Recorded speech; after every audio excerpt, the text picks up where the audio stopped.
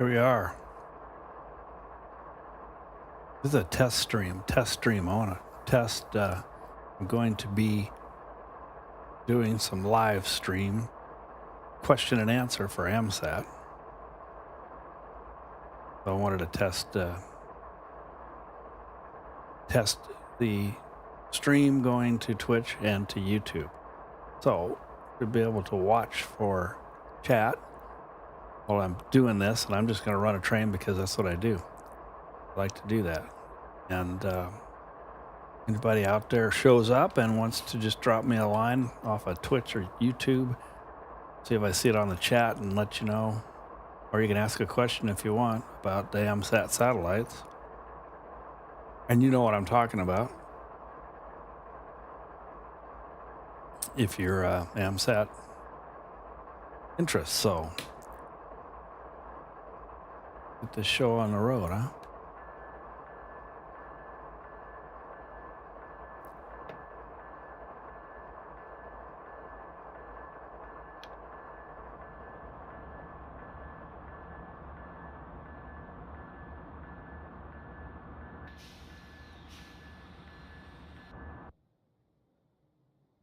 Moving on the rear end. Almost. There we go.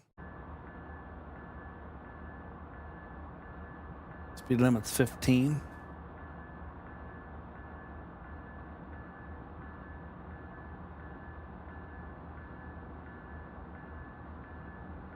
If everything held together, I'm gonna go out here and kind of around through the A yard a bit and wind up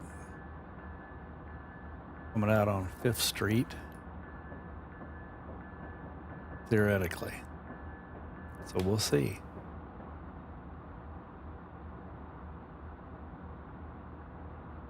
See if they got us lined up the way they ought to.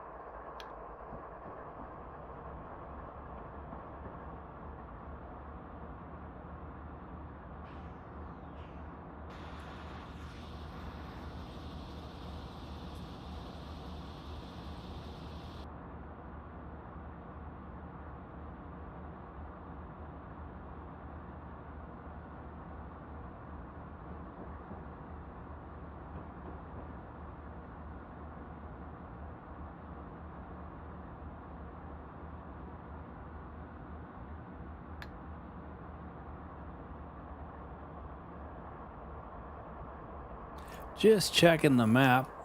Sure we're going the right place because it's quite a little trip. Looks like it. Looks still on track here, so to speak. I don't know. Those crossovers, that's not lined the way I would like it to be. So straight through there. Yeah, that'll work. Okay.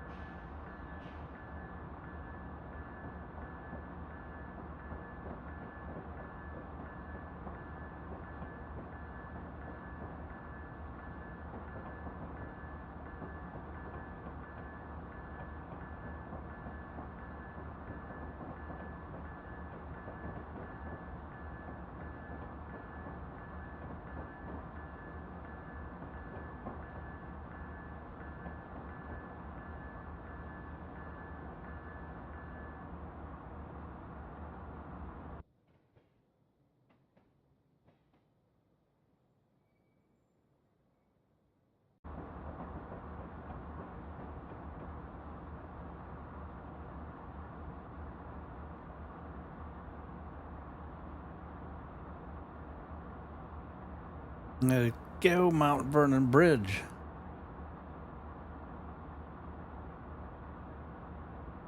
Overpass, underpass, whatever.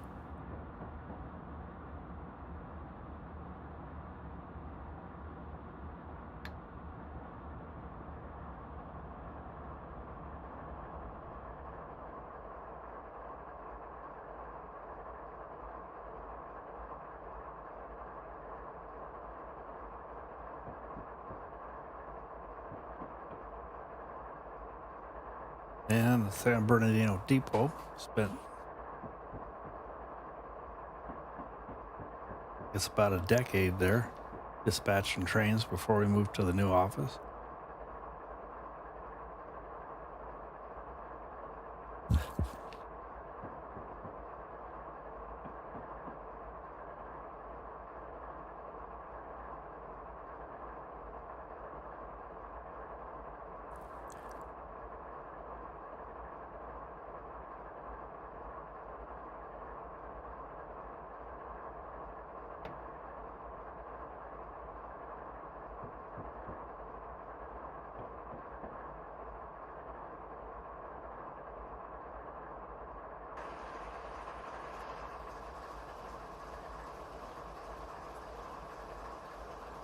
Pretty good reproduction.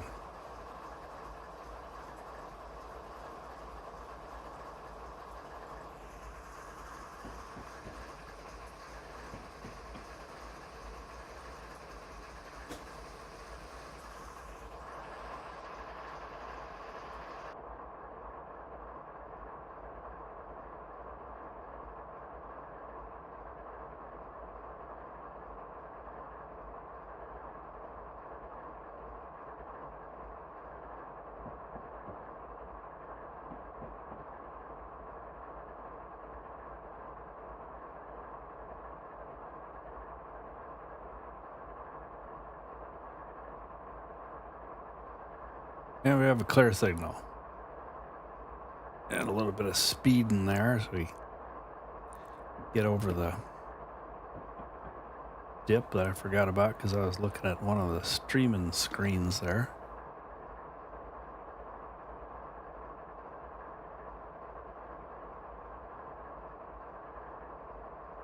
Okay, this is all for Kellen time, waiting to see if there's any chat comes in.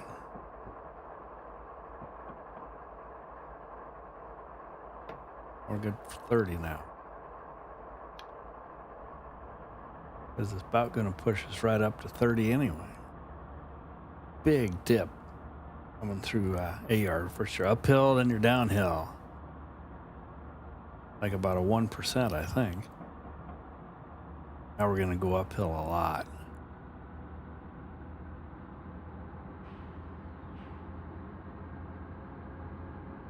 There's enough power there. 2 locos. There's looks like there's one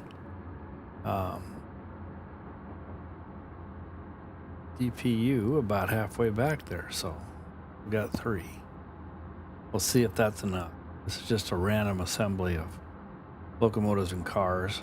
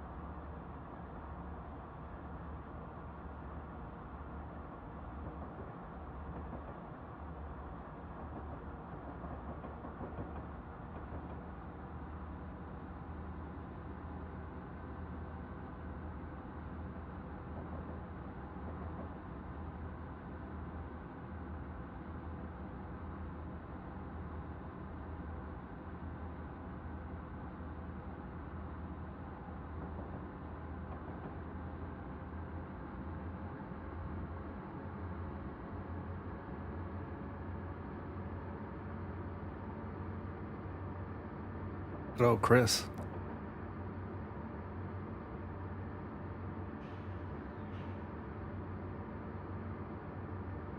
About to tear into it going up the Cajon Pass here out of San Bernardino.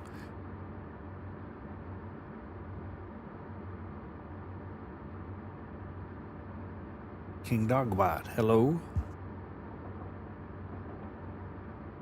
Oh, let's see. Are we going to make it up to 30 here? Clear signal.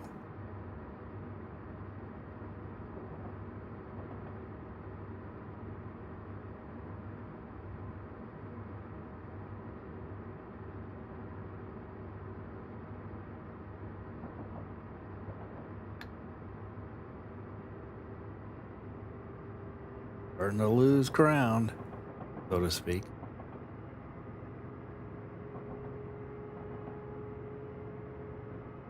We're getting a little bit back. Pretty tough hill.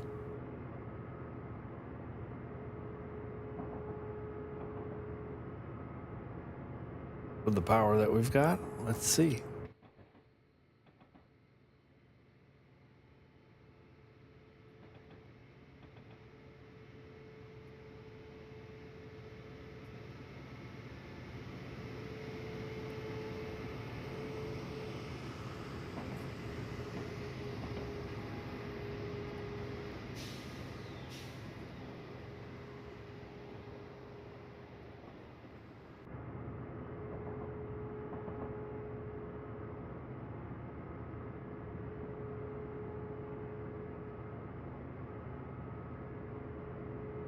Kind of question whether or not we're 70 mile an hour here, especially 79 up ahead. I wonder if it's reading passenger speeds. If I can get a look at the sign there. Yeah, 70 passenger, 55 for freight. Which we probably won't see 55 either anyway.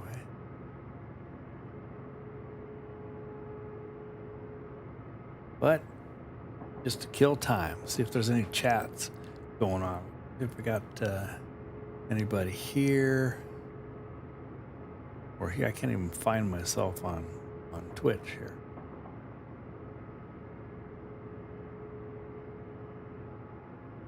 And I don't see anything over there on YouTube, so I just presume that maybe they've got one or two watchers, and see if the texts have come through, the chats come through like I hope they will. I think they're supposed to.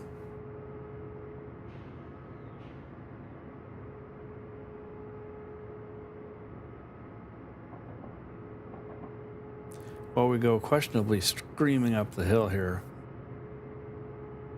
would stink if we couldn't do it. I'd have to add more power. Start over. Well, you know, just here to play.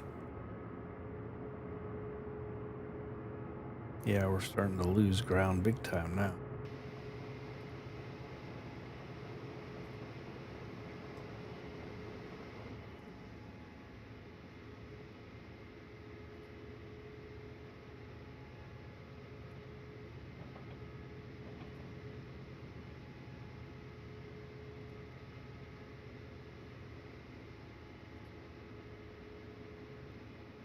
Oops.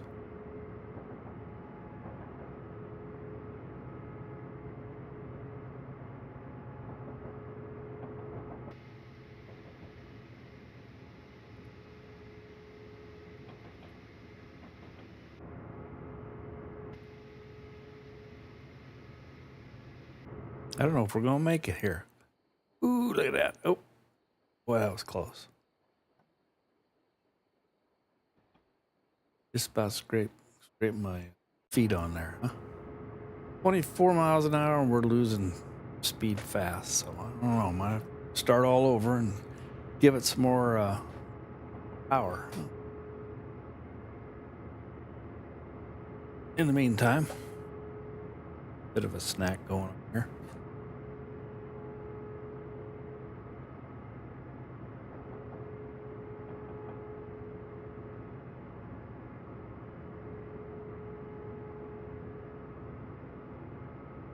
Well, the beam is telling me I got Chris and Barry Mason and beam me up. Watching. I don't know if they're watching from Beam or from YouTube, and I bet that's only Beam. I think it's supposed to pick up chat from the other restreams, but I think the watchers is only beam, I'll bet you.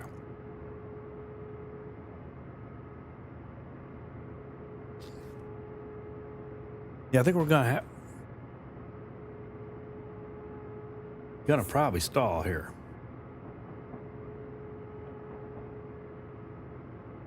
So I may just throw this out and start a new one while I wait to see if anything happens. Go back and add some power. More power, Captain. I think I can probably throw another loco on the head end. Hopefully that'll do it.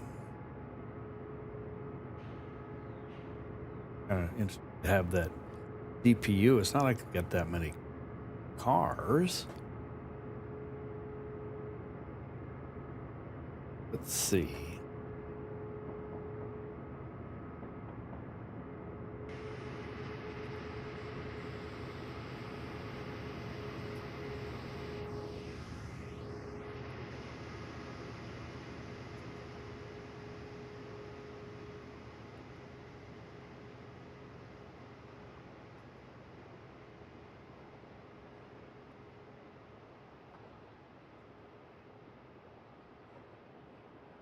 Boy, yeah, we're going way down. Hey, DS, we're going to stop up here and send us some more power. And the dispatcher says, but I don't have any. All right, then start over. Except you couldn't start over for...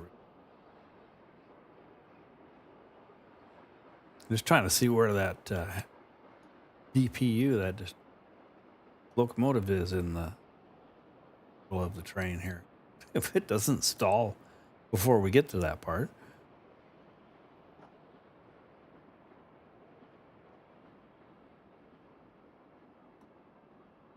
Get up there, the amperage, you can see it below the speedometer down at the bottom. It says 862 amps now, climbing.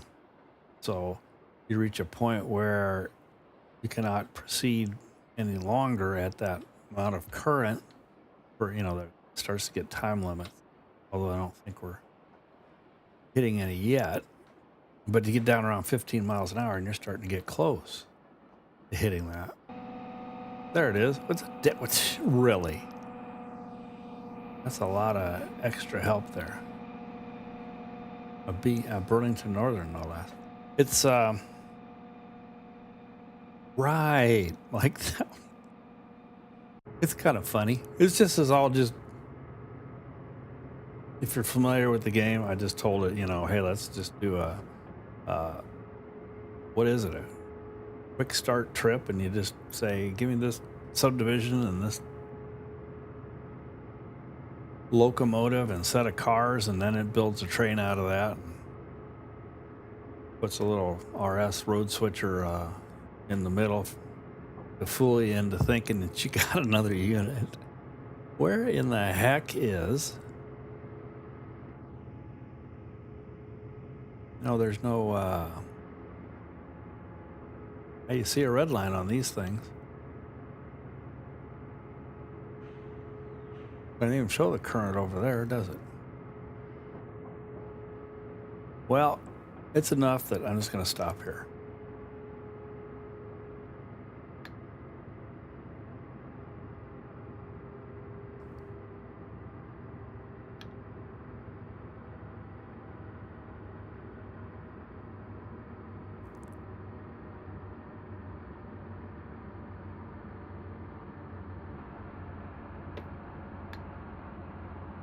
And quit, go back, start again. This time, I think you can edit it. Let me see.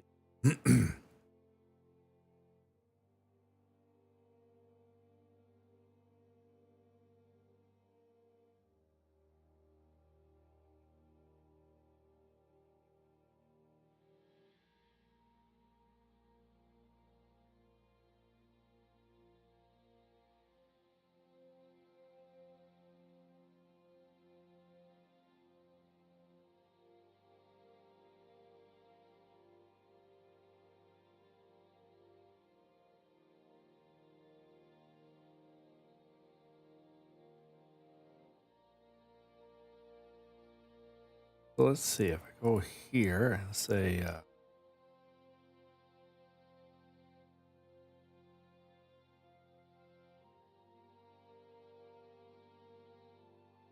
that does.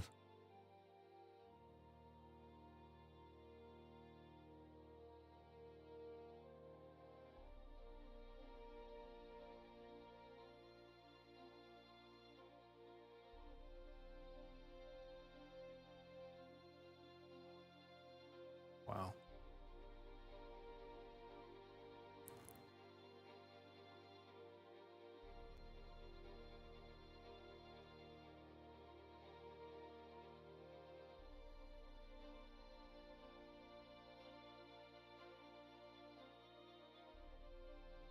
Oh, really? Get out of here.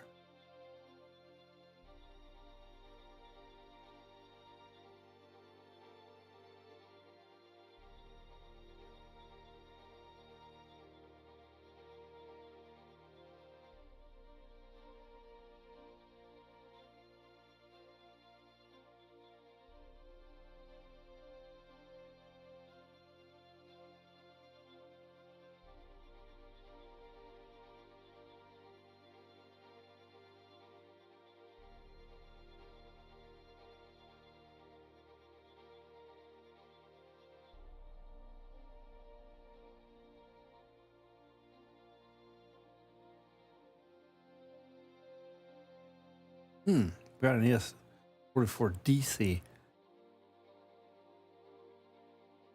head, I think, but not on the front.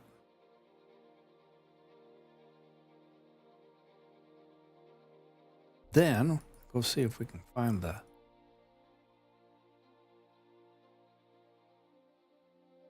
Whoops.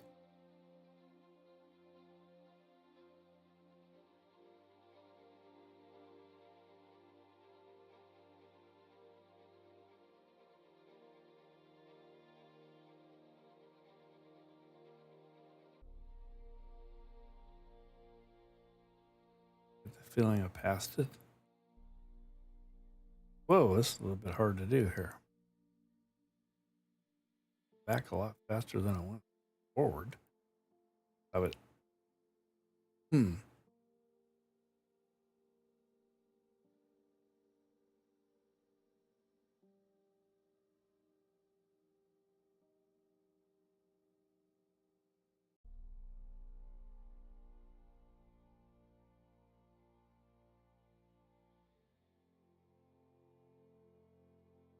This could take forever.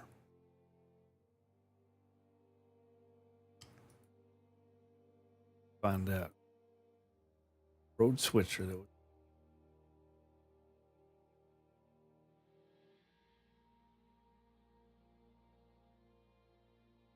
Can't click fast enough. Keep up with it. What?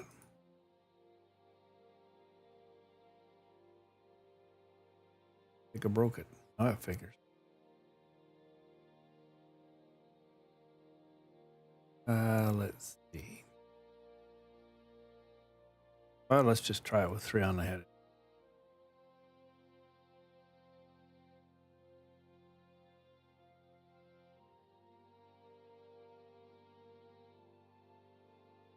Eyeliner. That come from.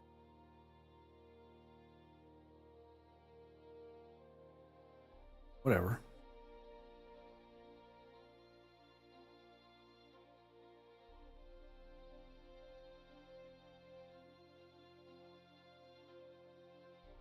I don't think it's working quite the way I thought it would.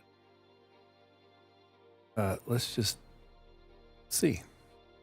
That's the easiest way to do it, right? Anybody out there got to feel like chatting and saying something?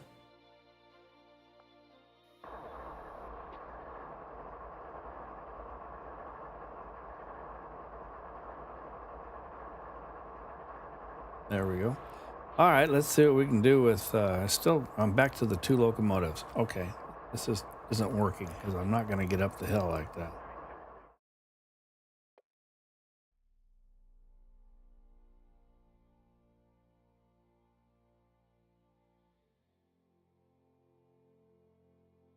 So let's see.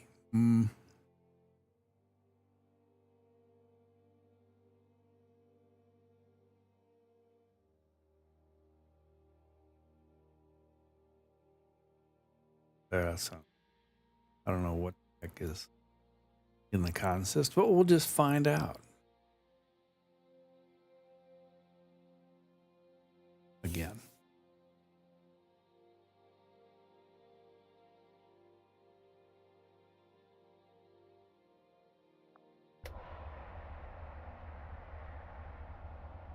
Oh, hey, we got the variable brake control. Good old gauges, too.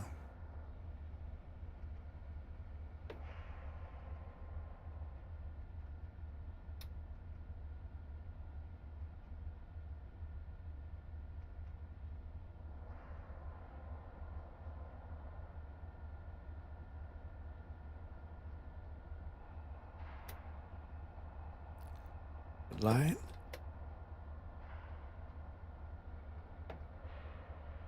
So let's see. 1, 2, 3. Ooh, 4 on the head end. Well, that sounds better. Nothing in the middle or on the rear. Yeah, it works for me.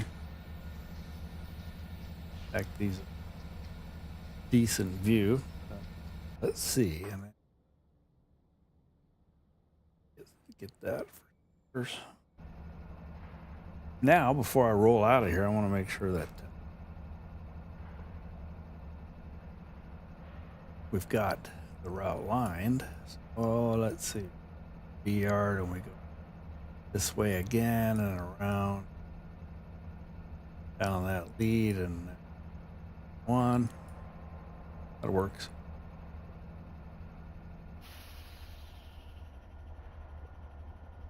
Okay, let's just take off, eh?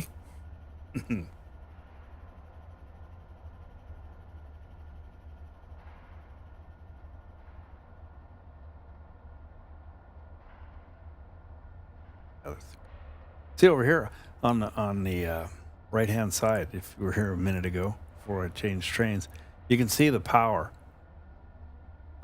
meter where it's showing center is no power and no dynamic braking.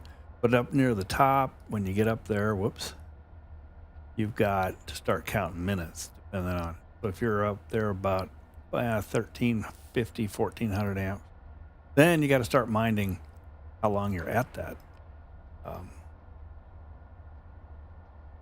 level of usage, so you don't burn up the traction motor, other things. Let the smoke out, you know. Interesting bell.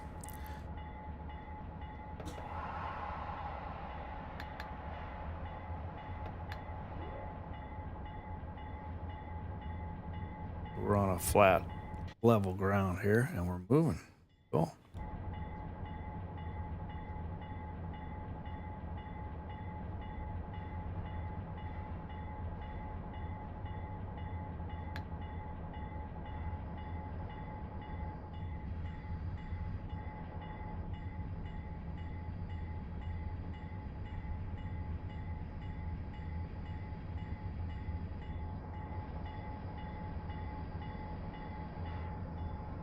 All right.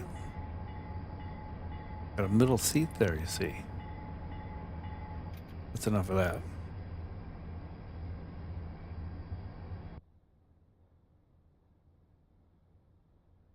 The bottom end of the B-yard there.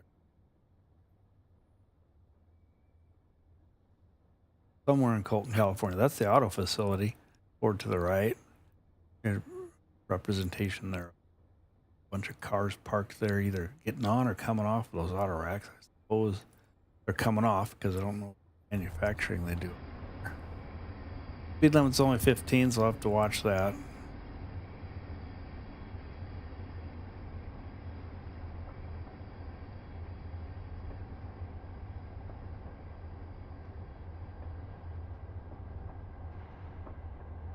Got a flash in red. That would be a restricting signal.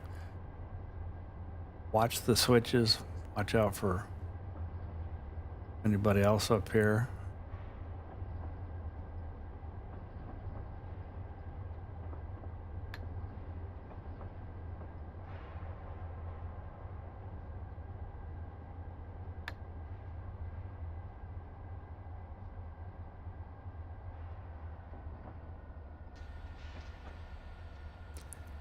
hanging out the windows.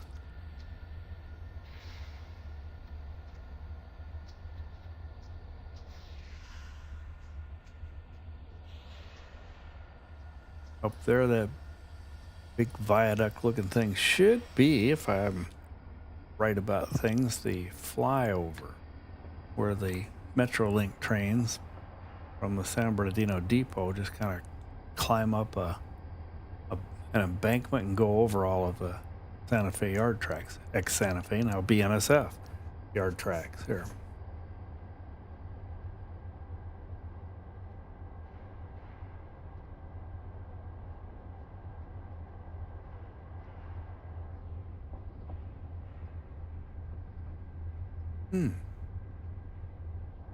Must have rained.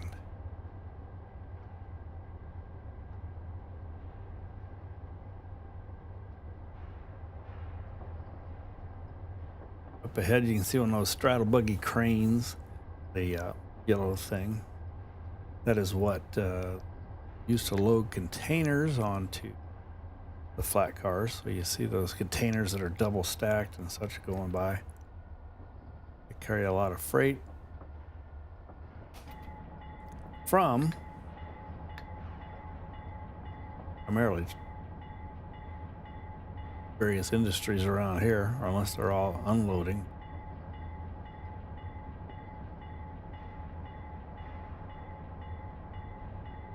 So now we're going to have a downgrade.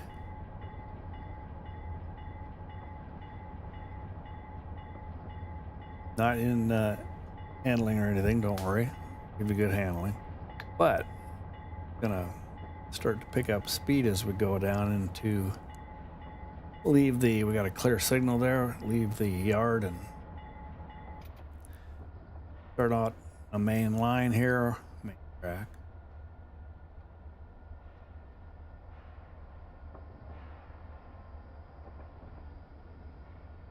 There's no animation going on, and we probably won't even see any other trains since we're just doing a quick run scenario.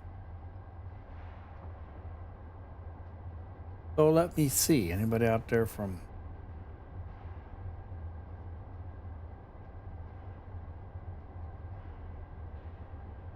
no chatters, huh?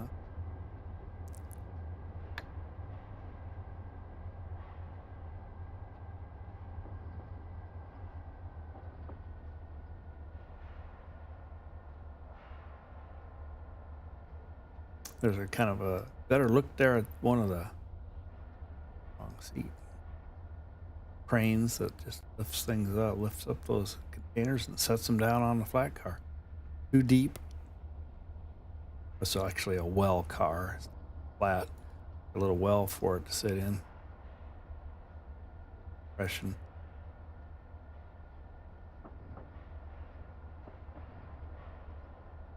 So we're on a 1.2% downhill now, whereas we were going uphill, coming out the top end of the yard there. Now we go downhill into a dip down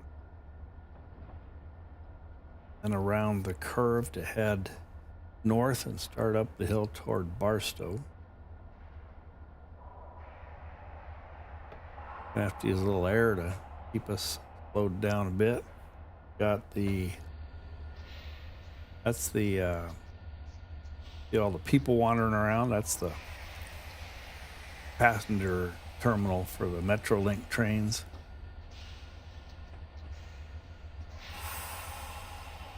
And then the depot there. That's where I used to work there. Dispatch trains from the second floor up there, and then we come down and watch Amtrak, or sometimes some of the other trains go for a little break. So it's the Amtrak depot also. Up here is the junction to the Redlands subdivision, which now runs apparently pretty good business, if you will, of commuter rail trains. See where it kind of just swings off to the right, heads through, hey, we're in 30 mile an hour now, heads through San Bernardino and points west on the way over Redlands, California. Haven't really been out there. Well, kind of seen it a few years back. Clutterblock. I left the California Dispatcher's Office in 1993, moved to Chicago, and then the railroad centralized the dispatching centers that were scattered about to various depots and such to Schaumburg, Illinois, also just a year or so later.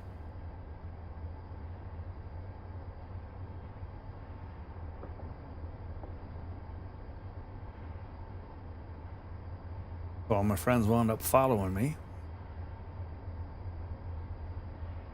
And then we moved to Texas in a similar fashion. Down here in 96. Dispatchers weren't too far behind. Here again. I was a dispatcher, and then I went to work at service scheduling, the network operation. Actually wound up doing all the, not actually creating, but speccing and maintaining all the software the trained dispatchers use.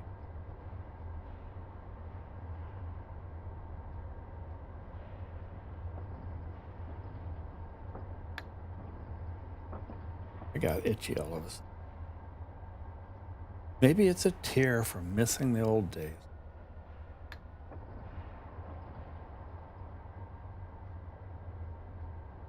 So there was this local, Union Pacific, because Union Pacific has trackage rights. They share the same tracks out here with BNSF up over the Home Pass, Barstow, and Yermo, and basically north towards Salt Lake City, I believe, after that. And they had a local that comes down the hill working every day. They would always want to stop and eat up around Hesperia, California, and their dispatcher would decline that because that's just their rule. That's the way they play it. And you know, eating, if you don't get to eat, well, then you can actually claim 20 minutes of lost lunch or something. So that's what they would wind up doing. But they would ask me, since I was actually the one controlling the railroad, and say, hey, can we stop up here at this little place and get a burrito? Clear signal. And sure, go right ahead. No other trains around. So they would run over there and get a burrito, and they say, you want anything? And yeah, like a burrito. So they actually brought the thing down the hill. They put it on the engine block, or so somewhere back in there where it's nice and warm, and it kept it warm all the way down the hill from Victorville, a good hour away, and handed it off to me as I went by the depot, and I got a hot lunch or dinner, depending on how you look at it. So that was a good deal. Good old days. All right, let's see if we can get this baby to not stall like the previous one. Got a lot of power there. I think it would be good for the amount of cars that we have.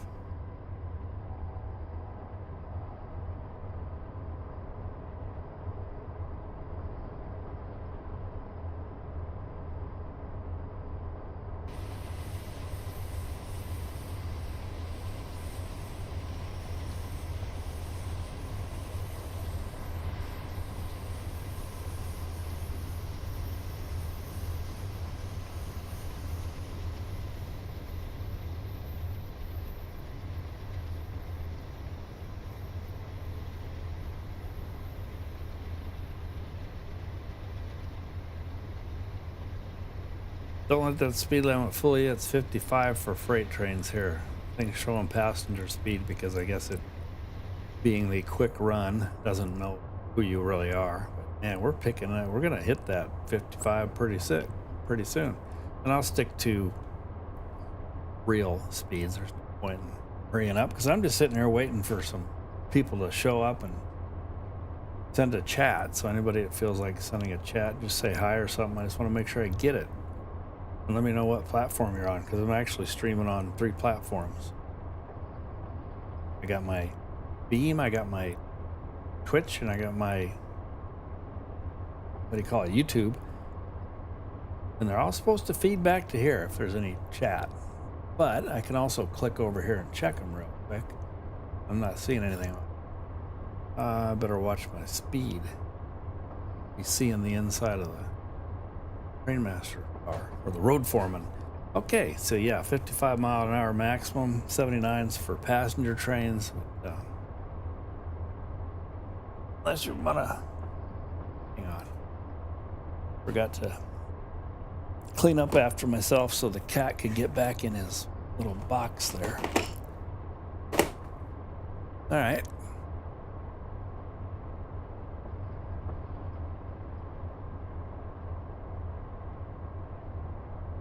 Uh-oh, we're starting to bog down a bit here now. We haven't even hit the hardest. We'll see. Maybe we can power through it.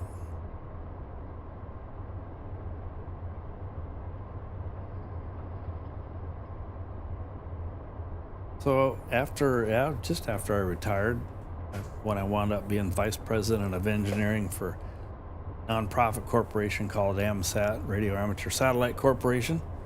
And that's what I do a lot. If you see, look at my YouTube channel, a lot of the streams and recordings there are all about AMSAT and satellites as we put them together and tested them and such. Just got some games recently because there hasn't been anything to really push out about the satellites, but there was a big thing called Hamvention, huge amateur radio gathering over near Dayton in Xenia, Ohio.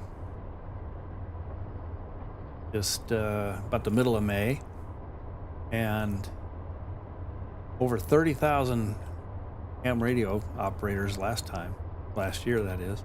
I didn't get to go because the weather delayed all the flights out of DFW, so I made a video of my presentation that I would have given if I had been there and showed that. And in that I added the fact that I opined that it would be nice to do a Q&A maybe on YouTube and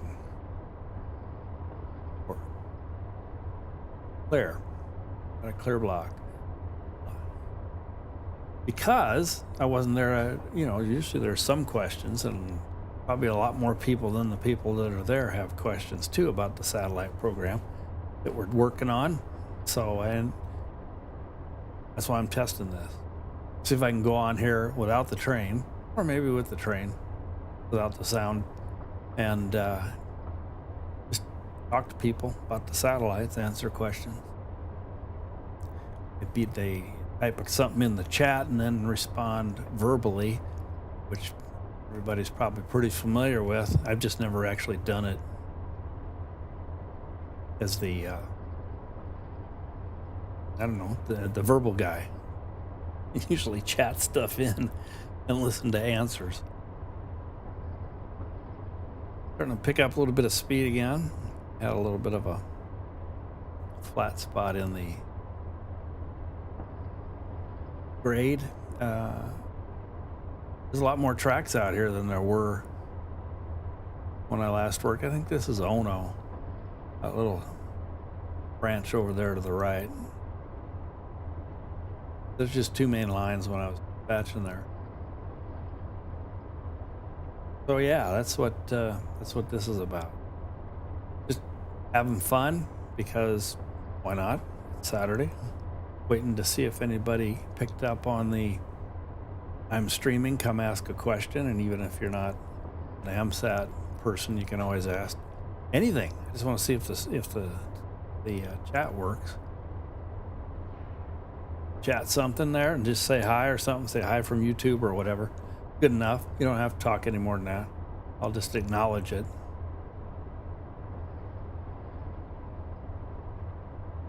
Hopefully I'll see it. And now, a couple more goldfish.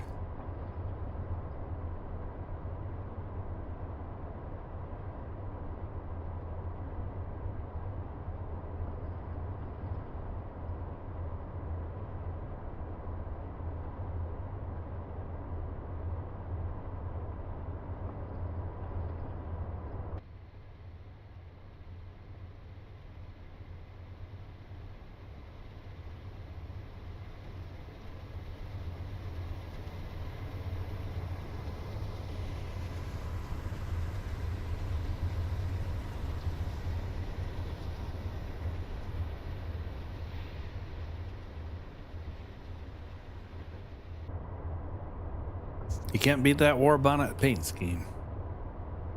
What if we can get a view from the left side of the track? Yeah, there we go.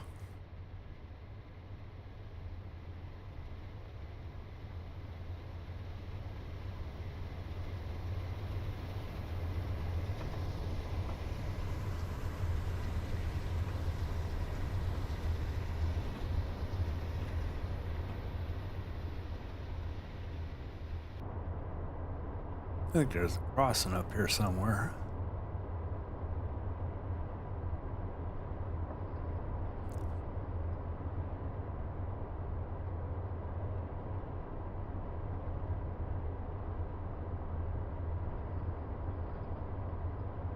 CP Vertimon.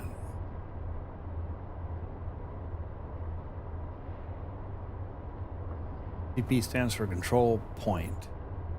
And we've got a clear signal. We've got to call out all the signals. Of course, there's nobody with me to echo that back, but confirmation that everybody sees and understands the same thing. We got a 45 restriction break coming up here. Of course, we're nowhere near that right now, so I'm not going to worry about it.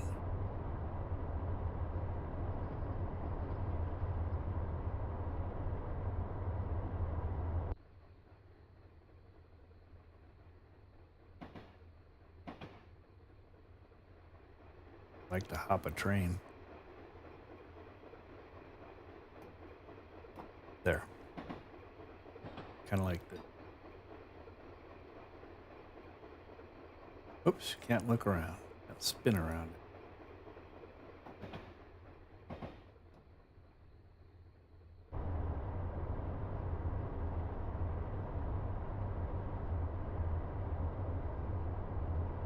Slowing down again a little bit. But a hell of a lot faster than we were on the first go around.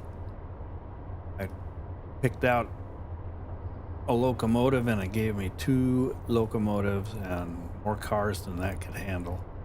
Plus, it had a little third DPU, distributed power unit, locomotive in the middle, which I was like, oh, okay, cool, that should help. But it turned out it was just a little road switcher, an RS, with, I think those things have maybe 700 horsepower, 700 to 1,000. 1,000 at best, I'm guessing. So anyway, it was not any help.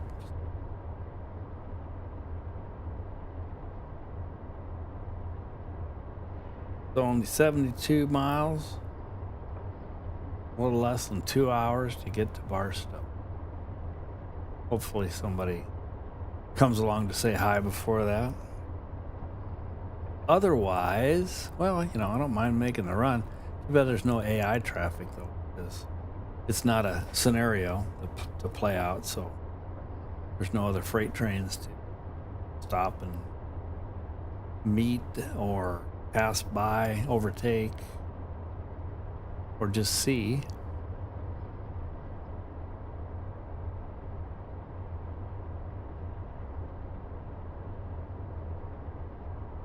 A lot of stuff up here. Of course, you know, it's been what was I in the 1979? That's like 40, right, 45 years ago when I moved to California. I went to work as a train dispatcher for Santa Fe. Wow. Anyway, you could certainly say the place has changed since then, and it looks like somebody piled something up right there, huh? A little decoration along the way. Uh-oh, conductor wants something here, you know. You can tell because it's crying, right? Let me mute for a moment.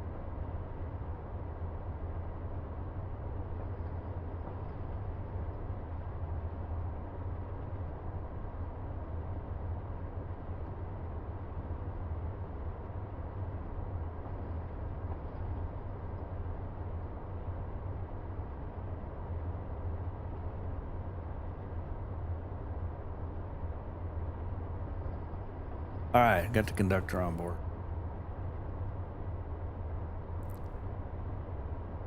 We're coming up to a 45 for the passenger, which is probably still 45 freight.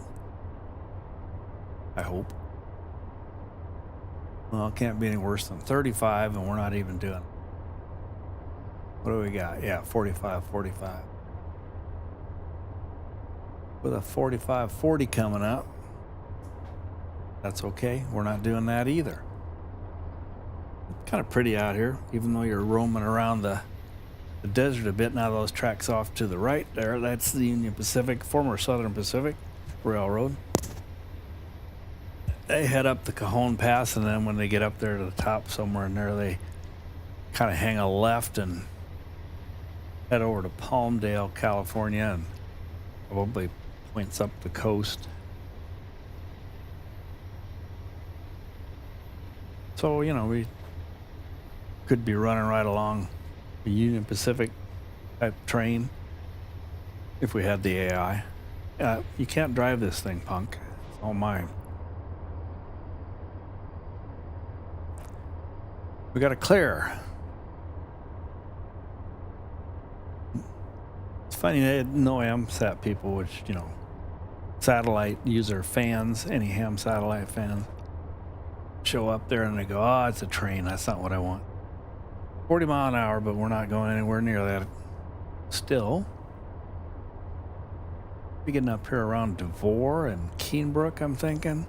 This is where they had, well, I'm going to say it's probably those bridges up ahead there. Intersection of I-15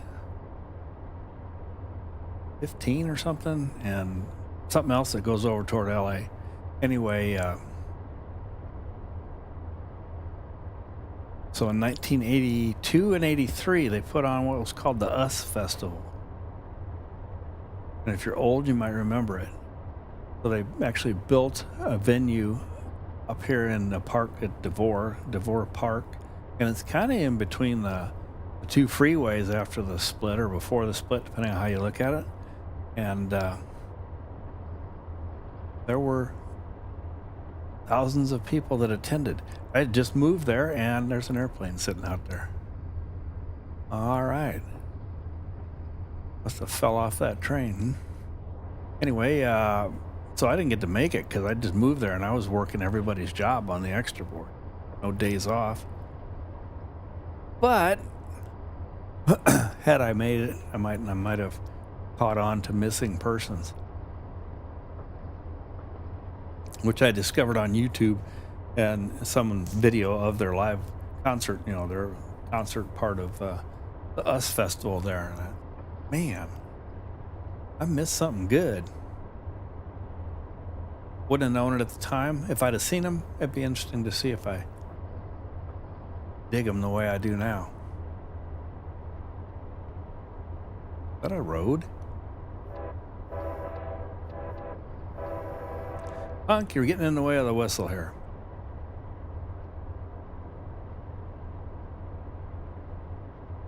Then conductors, they got to just have their fingers and everything. It's a nice, pretty smooth ride, though. It's nice, and we're picking up some speed again. So we can make a 2% grade with still positive power, I guess you'd say. Yeah, that was a whistle post there. I just missed it. Probably because I was fiddling with a cat.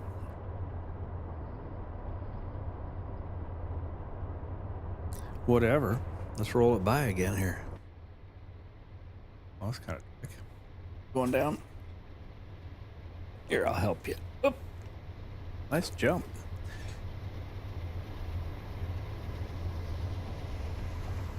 Notice these are 4-axle locomotives, whereas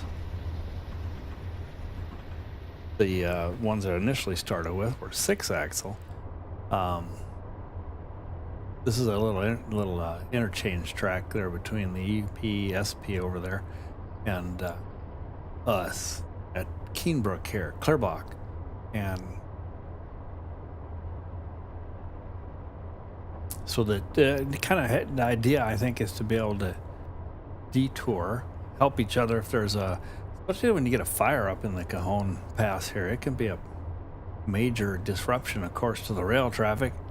And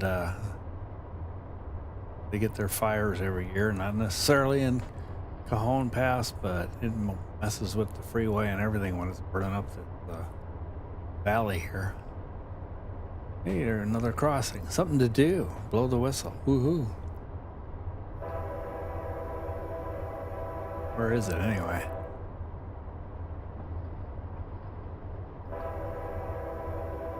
Oh, way up there, huh?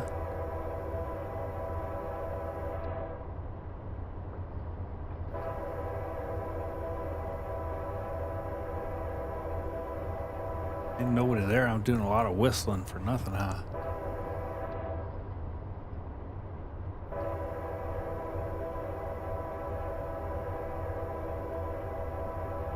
That was fun anyway. Nice sound whistle.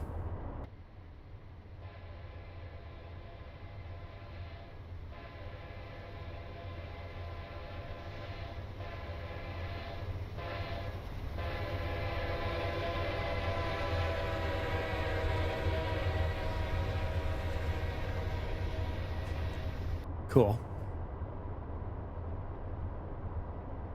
Well, I'm going to see if there's any chat that I can't see going on over here on YouTube or anything. There's no chat. Top chat. How about live chat? Everybody. Yeah, blah, blah, blah. And then nothing there on Twitch. I know that the throttle picture gets funny when I click away from it. The cameras pick up on using a different application, and therefore they switch away from the zoom level that I have set for this. I just got a little camera hanging right over the rail driver. The rail driver is like, well, not this one. Let's see. Come on. See here. The console, and you got the reverser here, which is this lever on, I wonder why it's not forward, maybe it is. But this lever on the rail driver here, and then you got the throttle and dynamic brake next to it. You see, you got power and dynamic brake. That's this here, and it's all the way back, so we call it run 8. See the 8 down here. Well, you can't see my, right above the track chart. It's got an 8 and a forward in blue. That's the, just looking to see if there's any road crossings or something. Hang on a sec here. Okay. So, yeah, that's the 8 and forward. And then the next lever over here, even though it's got a red handle on the train, but it's a black handle, that's the brake, the train brake. That's the brake that controls all the brakes on all of the cars and the locomotive. And the representation is showing 0% there on that above the track line. Let me see. Whoops. 35. Okay, so we're not there. So the brakes are released. They're off. And then over here on the far right knob of the console and the rail driver is the independent brake. Independent brake is the locomotive brake only, which is used sometimes when you're switching cars and such that. So get back here and make sure we're not breaking any laws. Okay, we got a clear signal, and ought to be getting close to Cajon. Like we're losing our speed a little bit again. We get above 2%, starts declining. Then the gauges over on the left are showing how much air there is for the air brakes on the train. You got, I think we're passenger. Whoops. You got about 90 pounds of air in the line, and none is in the brakes right now.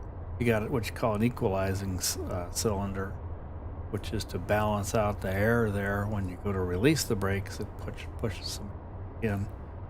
And that's what's on the left gauge there. So if I apply the brakes, you'd see this white line go down on the right gauge, and then the red arrow come up a bit, and there's a crossing. More suitable whistle for that kind of a little crossing in the middle of nowhere anyway. Don't need to be doing it for a mile. Where are we at now? 35 still. All right. That means more goldfish. So anybody out there from AMSAT land? Maybe? Yes? No? Anybody just want to say hi? I promise I won't talk to you.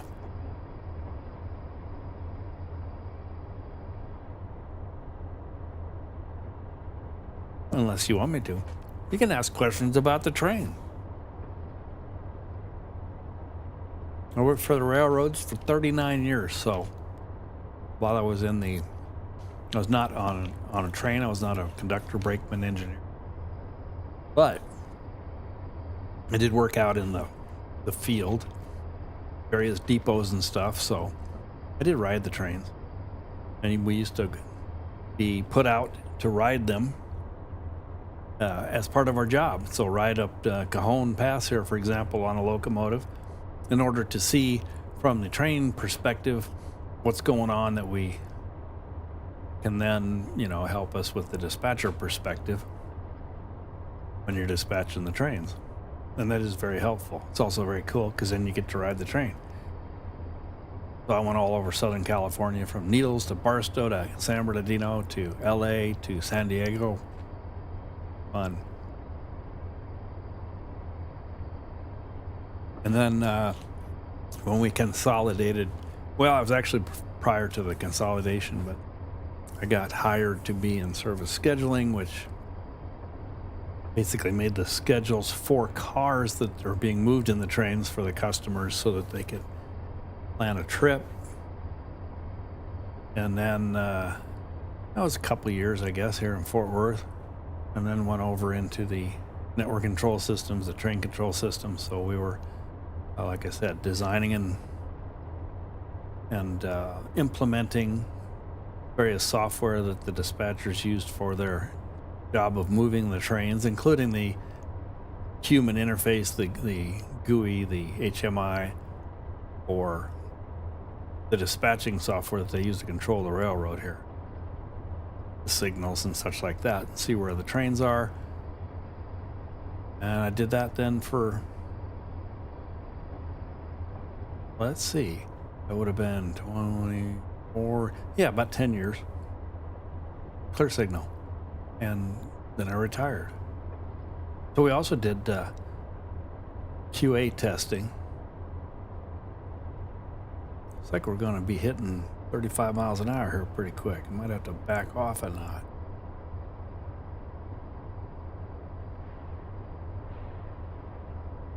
And another crossing coming up. Back off a couple notches. There, this one's worth whistling a bit more for. I presume it's still 35 here. I haven't seen anything otherwise.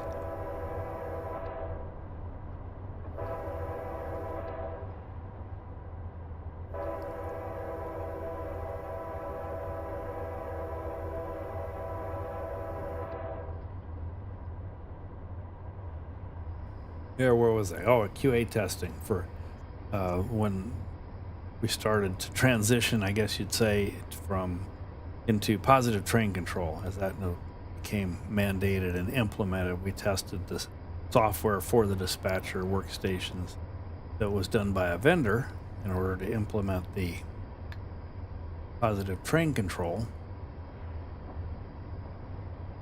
So we were 35 and now we can do 45, but gotta watch it here because we've got good enough power that get above 35 if I'm not careful. Got to get the whole train past the speed sign before it's effective. So the back half of the train there that's left of the 50, that's still in the 35 mile an hour part. So I can't go 45 till I get past the 50, which is actually 45 for freight. Like a dust devil up ahead or something. It's just a trick of the sun, I guess. Way out there on the horizon. Hello. All right, now we let her rip up here to see if we can hit 45. I got a feeling there's going to be another restriction as we come around the corner, though. We should be getting close to Cajon.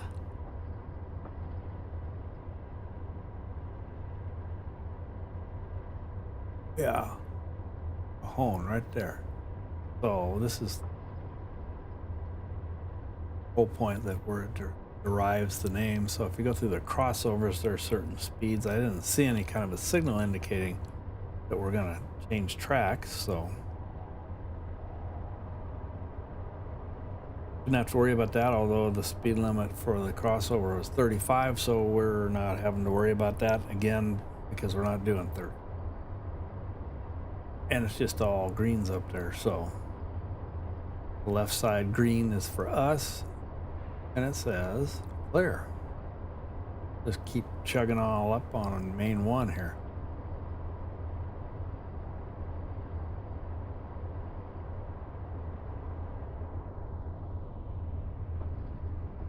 Not represented here really, but Old Highway 6, you know, Route 66, I'm sorry, Route 66 or Route 66.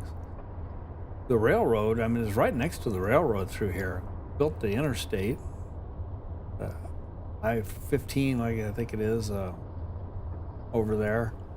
It went over some of it. This paved part coming down the hill there on our right, running along the track, that's good representation of what Route 66 was actually, and on up there past the curve we're headed toward.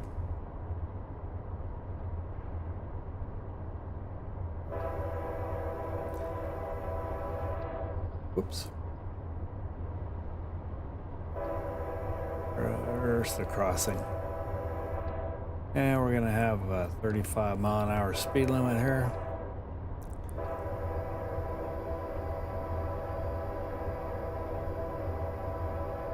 Another crossing. Interesting.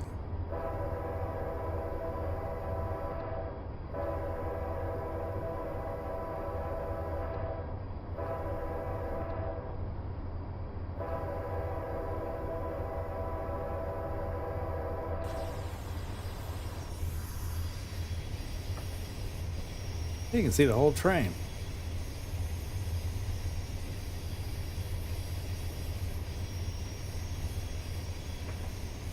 Uh-oh. Starting to close in on doing 35 again. Or slow it down a little bit.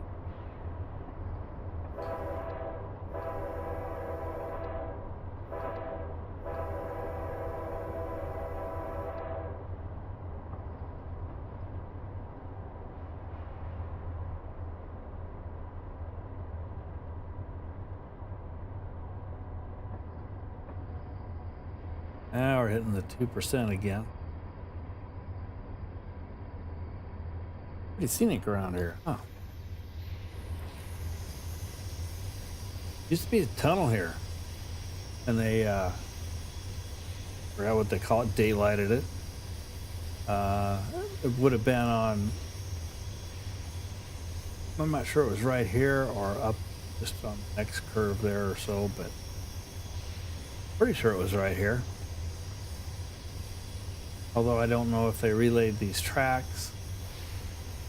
Thinking that probably where the tunnel was, a big chunk of rock there. Could be wrong. Although I did,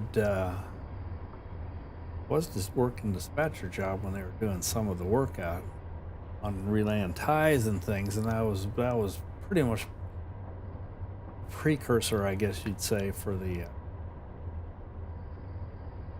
work that put in third main, which these are the third main would be an addition to one of these two tracks. Can't tell you which one,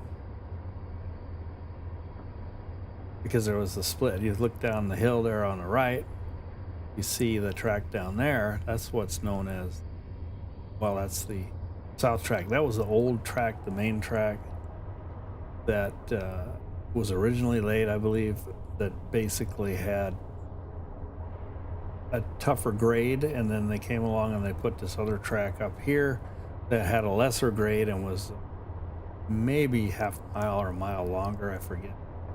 And then when they did this triple tracking, put another main line here with the one that was here, the lesser grade, because when you're going up the hill, it makes a big difference. There's 2.2% grade right here right now, and the one down there, I think it's 3.5, 3.5. Well, that's a lot of heavy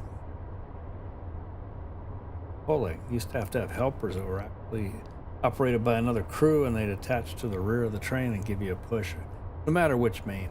But the newer locomotives help with that, and also the fact that they can put the distributed power, which can be run then it's radio controlled in a sense, so it's remotely controlled by the engineer, and they don't need to have another trained crew to run the helper engine. We got a 30 passenger coming up. I wonder what that does to freight. I didn't see a sign. But what do we got here? A yellow over. I've never seen a yellow over flashing. No idea what the heck that is.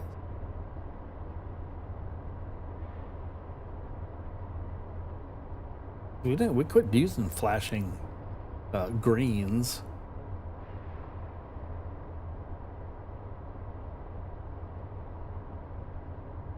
Just because it's either, they kind of went with either it's green or it's not, and it is a 30-mile-an-hour restriction here. Don't complain to me. Jesus Christ, I've been doing it by the book all along here, and then it complains when I don't hit the 30, which I guess if I'd shut up, I'd have known it was coming, but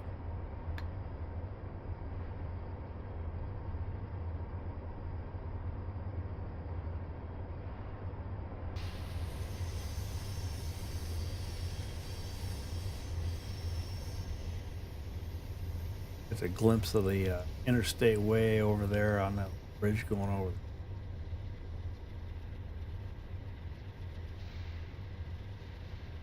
Oops. Slow it down a bit or I'm on.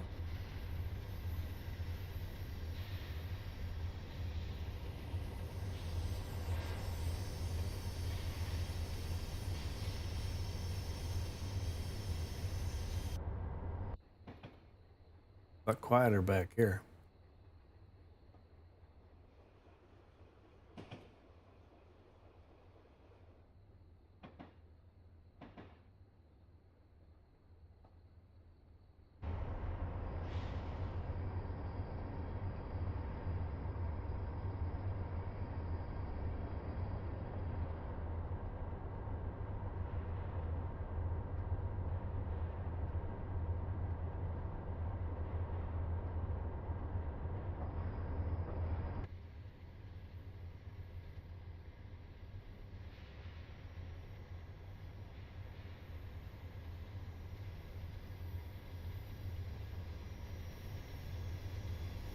Flanges squealing and everything. It's cool stuff.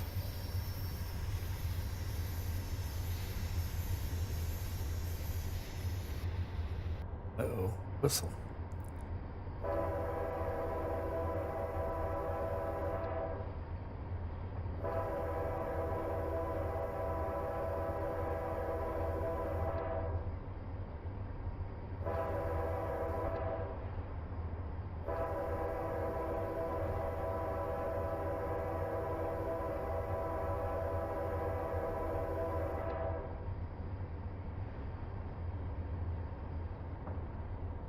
So let's see if we can figure out what this yellow over flashing green is supposed to mean. A signal up here that I'll recognize, like a red over green, that'll do it. Red over green, diverging clear. That means proceed on the diverging route at prescribed speed and the route's clear. Prescribed speed through the turnout. So right here, we're going to change over to the right-hand track, I reckon. And here we go. Hey, Scott. Townsend. Looks good and sounds good here. Thanks, Scott. I really appreciate that. I'm glad it is. I'm going to get on here and do a official Q&A maybe next weekend, I guess. Give people a little notice that it's coming up. But got this new streaming service provider called Beam, and Beam lets you multi-stream. So this is also going to Twitch. I don't know, are you on Twitch or YouTube? It goes to Twitch and YouTube. And yeah, it looks like you're on YouTube. I see your stream or your question there, statement, chat. Excellent.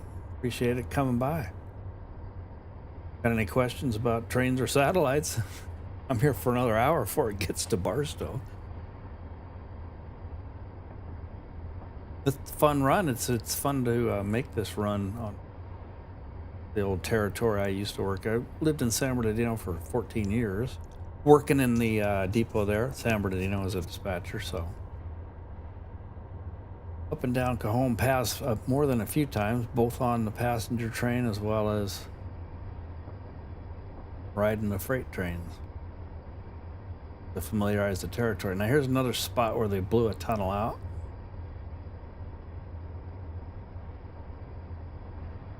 Obviously, it would have been easy to put a tunnel here. Copy the YouTube, Scott. Thank you.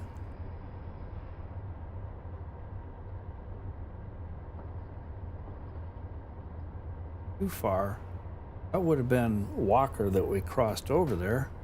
Walker was not a place when I worked, but know of it. It was named after Chard Walker, who was an operator or agent at Victorville for many, many years, and also wrote some good railroading books about the Santa Fe and perhaps other things, but most notably the Santa Fe Railroad, their history and such. And so they named that new control point for him.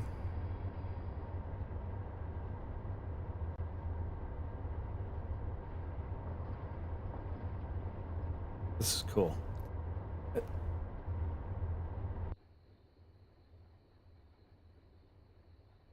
So darn quiet when you get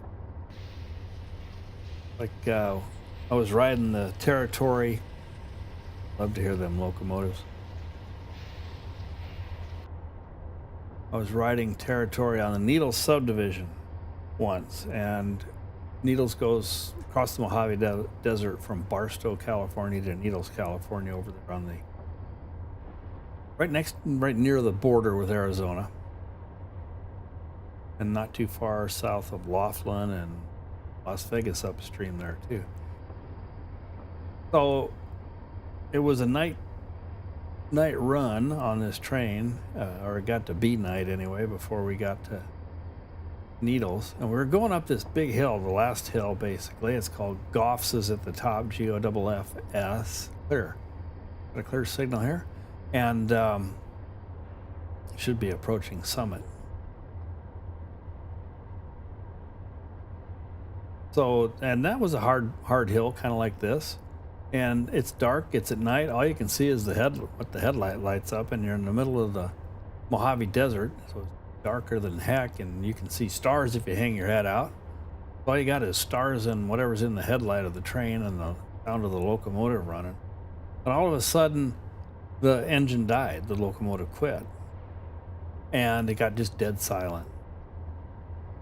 And so, because there was no click-clack from the rails, because it was continuous welded rail. They're rails that are about a quarter-mile long, so there's only a joint every quarter-mile. And with that absolute dead silence, no frame of reference to know, it seemed like, since I wasn't sitting looking out the front window, it seemed like we just stopped cold.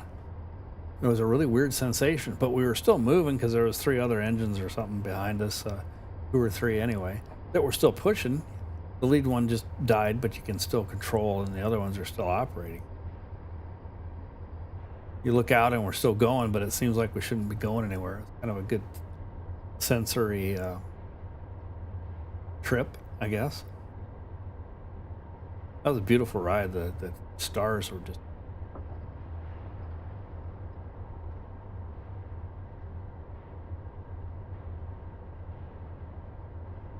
It's got nothing to do with satellite.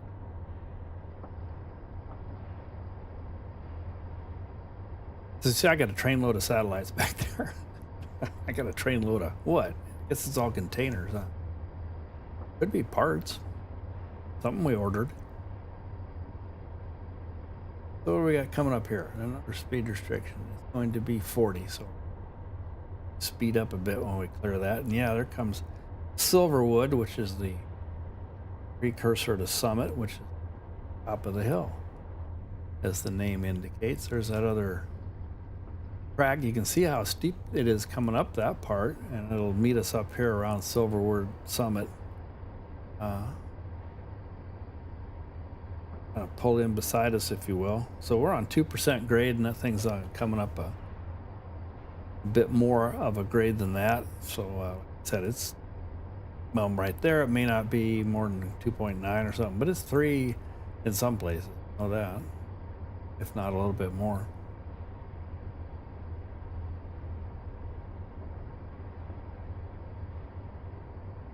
And what do we got here? A clear signal. And I'm going to back off the throttle a bit. Coming to a 45. Wonder if that 45 back there was no, it said 45 for freight, didn't it? Oops. Almost cheated there. Now we can go.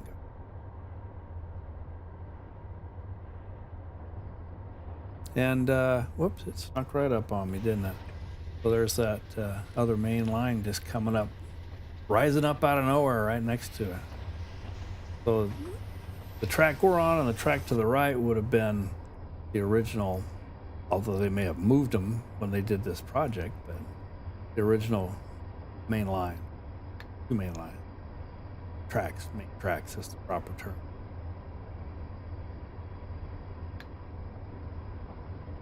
So we got 45 here, and we got this 55 passenger coming up. So I'll have to see what it is for freight, but it's probably 50. And this would be Summit, the top of the world, or at least the Cajon Pass. And we have a clear signal here and a crossing.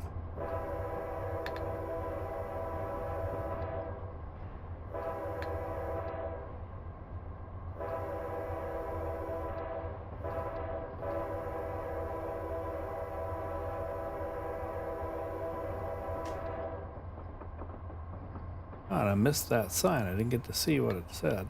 I'll have to catch it from the rear end here. Down here like this and see what I see.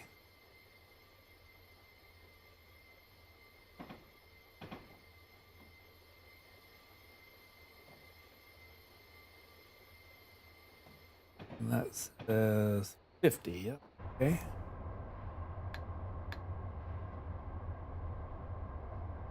They got all this fence along in here because when trains would stop at Summit, which they do sometimes to hear at brakes or something like that, but they get slowed down enough that all these bad guys were breaking into the containers and the trailers, the semi-trailers that were on the flat cars there, and just stealing all sorts of merchandise. Just waiting in the bushes there, and they come running out and start stealing stuff. So they got fence and cameras and lights and all sorts of stuff.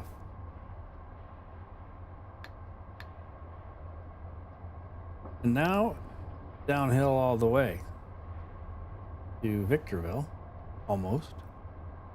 Crossed actually, but it's a pretty good ride.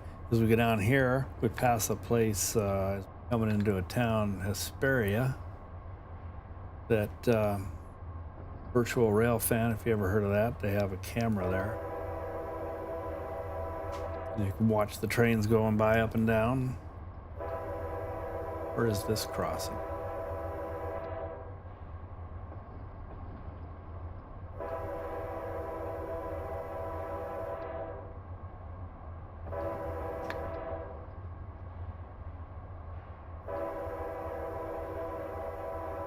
Do some dynamic brake action here.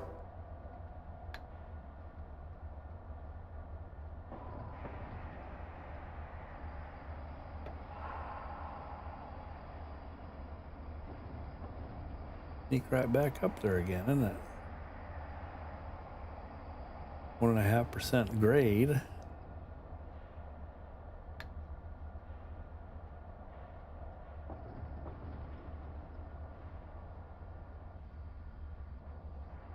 There's no dynamic brake to look at specifically. There we go.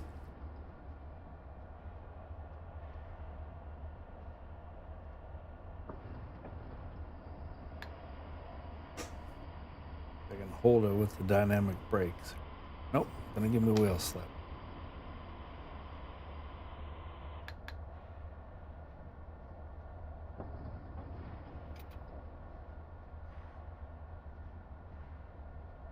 Holding it now. No, the air's still on. Sometimes you gotta have these double tap on these valves. I don't know why. Part of the locomotive.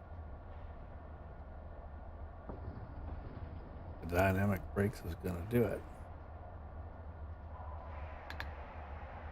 Maybe I'll just try it with air. Clear.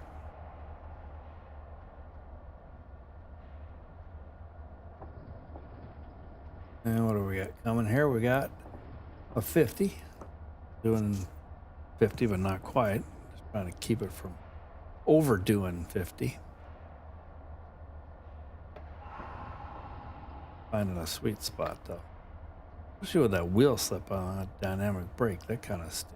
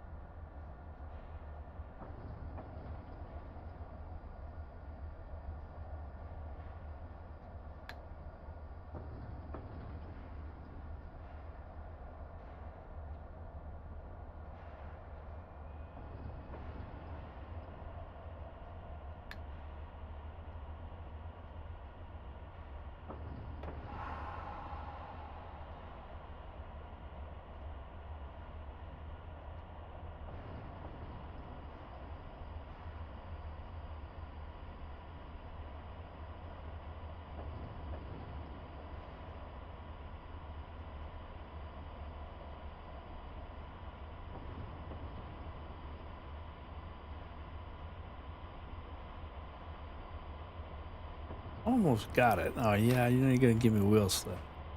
Right went the part where I probably could have held it.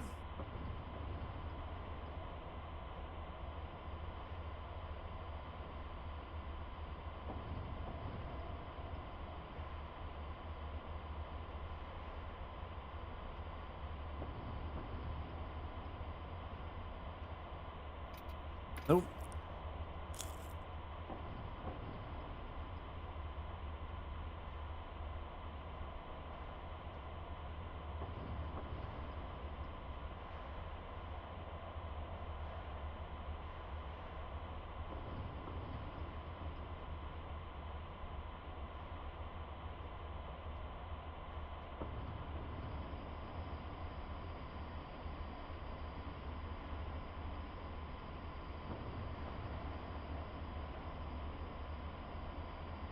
My thumb's going to get sore from leaning on the sander all the time here. I can change to the bigger display here. I can actually just turn the sand off permanently, so to speak.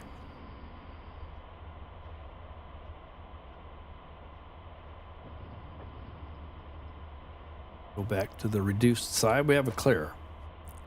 So, it's holding that at 48, almost 49. Oop, actually, it's starting to. Oh, we lost the grade there, huh?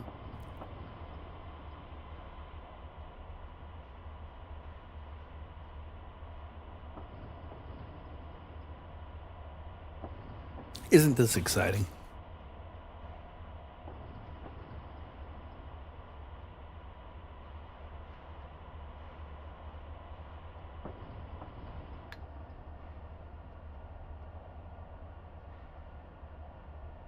And let's see, that was Lugo there, huh?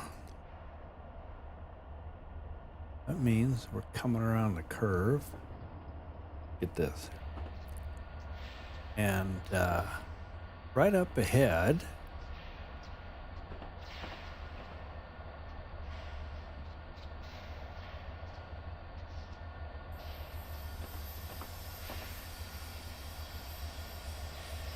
about right in here on top of those rocks is where the camera is for that virtual rail fan, so they can look up curve and down to this curve where there's a road crossing around the corner.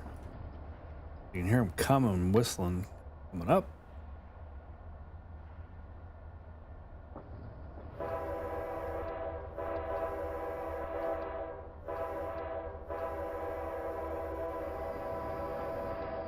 Fun to watch them go by out here. This.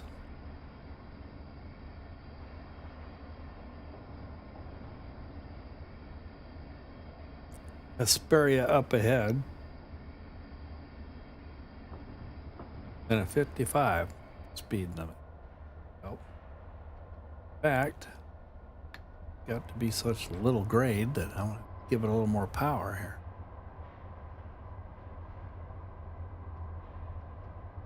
I don't know how they've got the scenery and especially the buildings and stuff. Not all the little ones scattered out here, but in general, like the depot in San Bernardino there. I mean, it's a very good rendering of what it looks like. I don't know if they just took a picture of it and they, painted it in or what, but it's got a lot of the three-dimensional parts of it. Satellite views or something, maybe. A lot of work, I would think.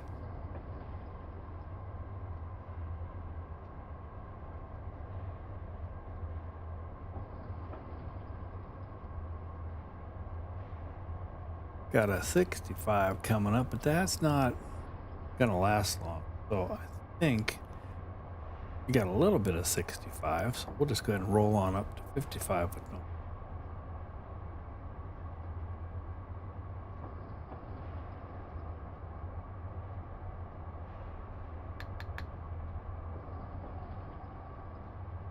Clear. But 56 is a little high.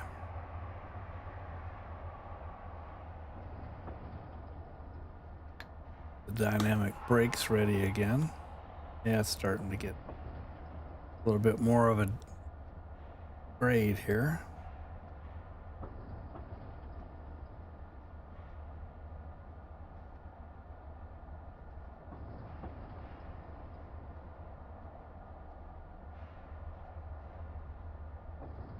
Rate 70, huh? Oh.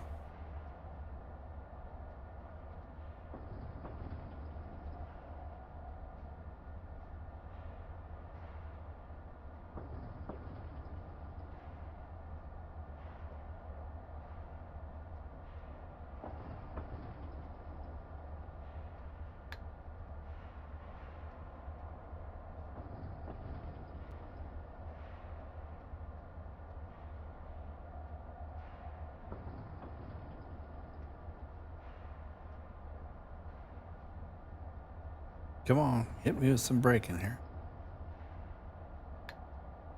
There we go.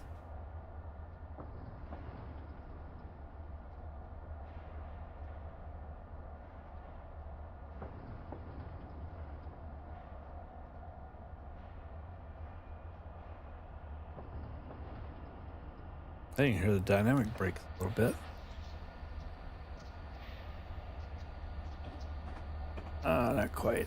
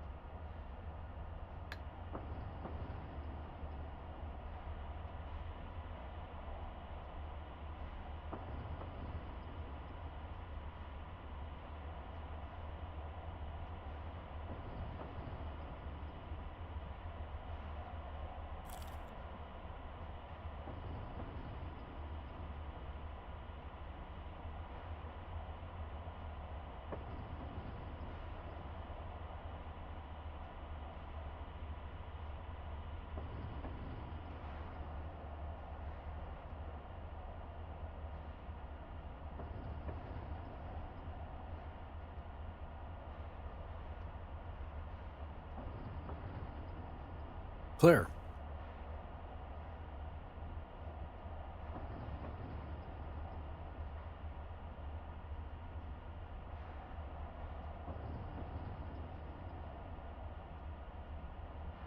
Did that say 50?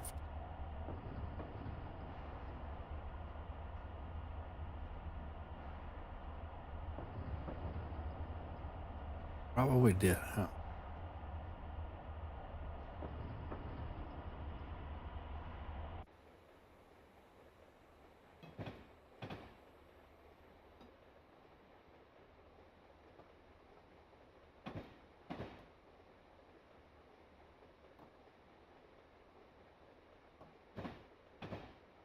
And it did say 50.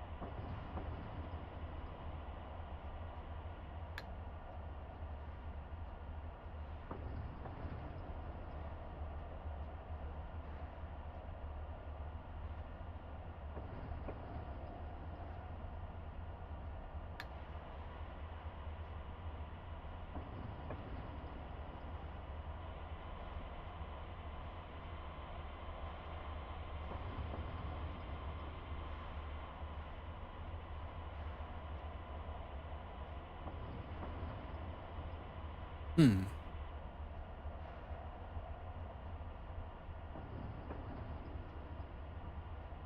In beautiful downtown Hesperia here.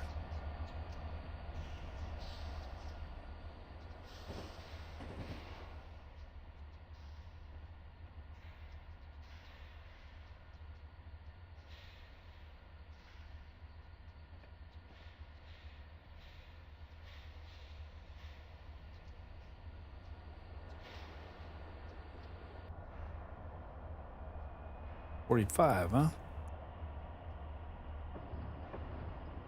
And clear.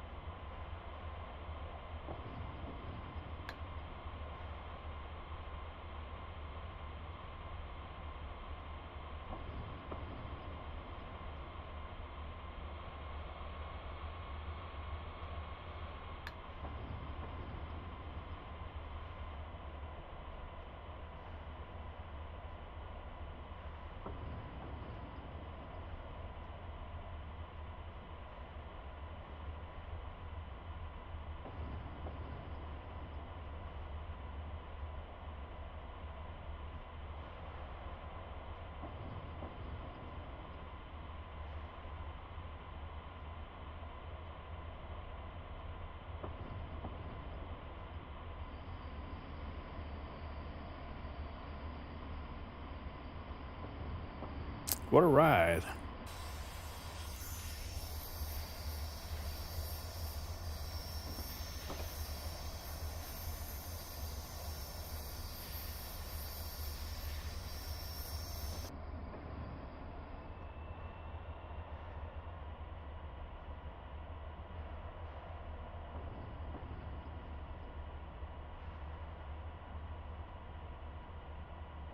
The heck is...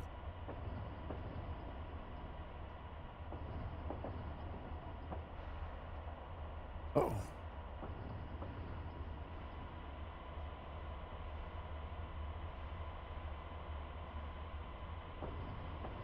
Thorn, let's see.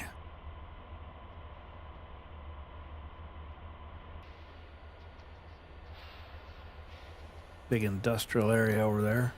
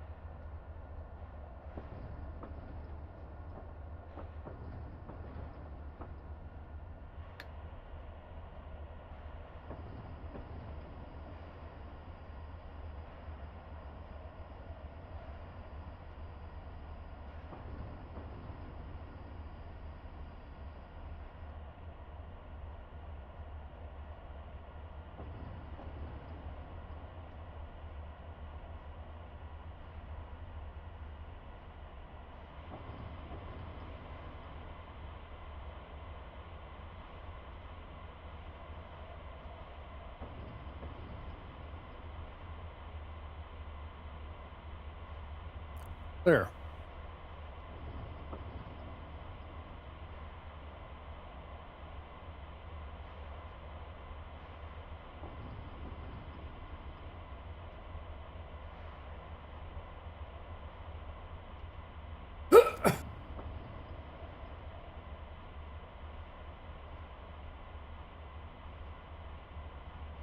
$40. Okay.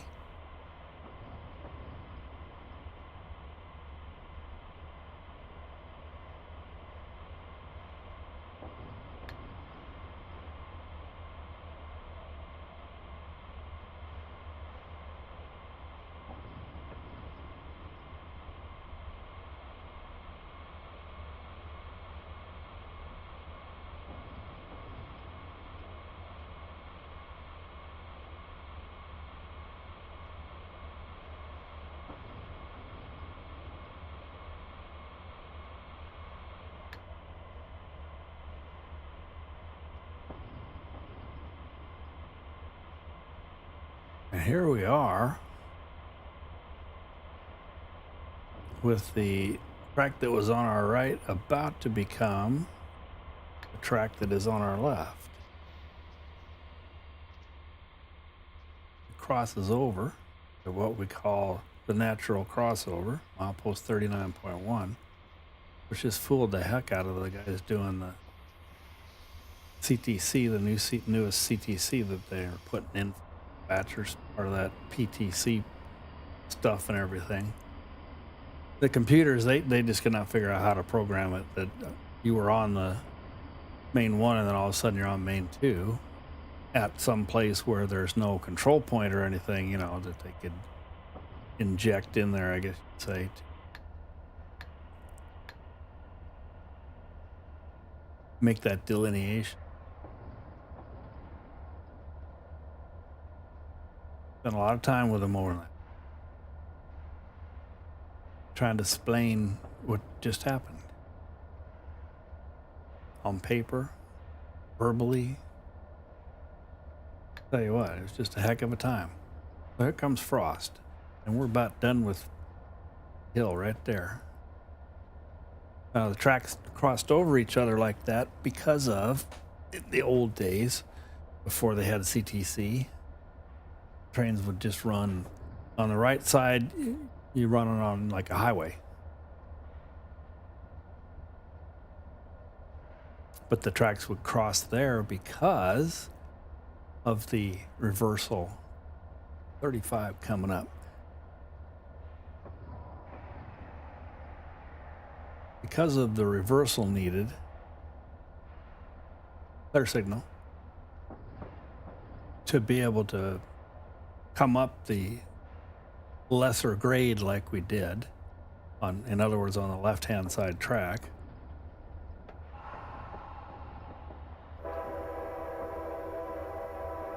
And go down the greater one.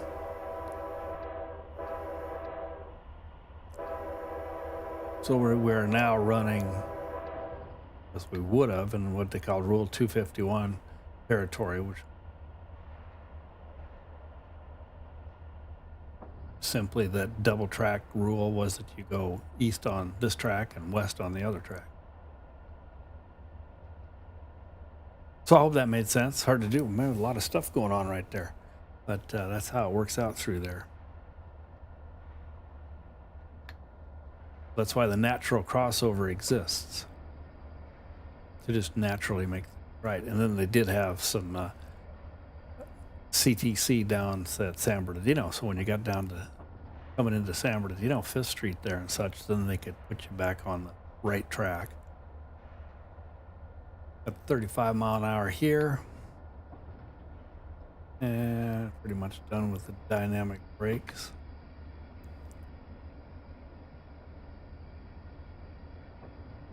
Come out of this, we'll be able to go 45. Coming into downtown Victorville. Station depot be up here on the left of it, I think. Got a lot of rocks here, a lot of cement plant and stuff like that.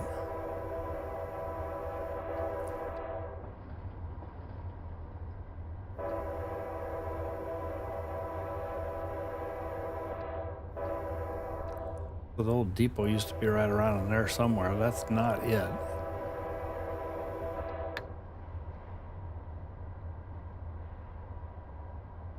And you got Victorville cement and, like I said, a bunch of rocks and stuff. Actually, I think that I saw somewhere on a blog or something that like Centex or Cemex or something, big company that owns a whole bunch of cement plants around the world and around everywhere. Maybe we could do 45 when we got here. And so they own several of these plants that are in the area here. Going through, I guess we can go up here and look around. Now this is all not all to actual reality. For example, you know, some of the buildings along the side, like Diner here and stuff like that, that's built-in effects, I guess you'd say. But the cement plants, like up ahead there, those are real things and generate a lot of the traffic. Enough traffic to run some trains in and out of Victorville, and I missed that dang speed sign there. Keep doing that. See if I can catch it with the rear end again. Meantime, I can't go any faster than 45 till the rear end gets by there.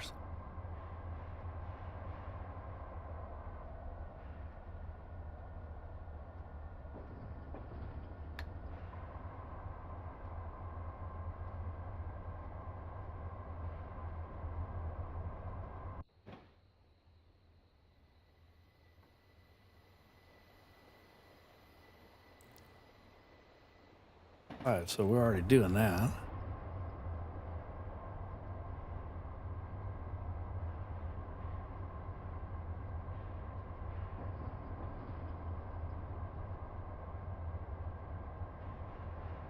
Got a 35 coming up again.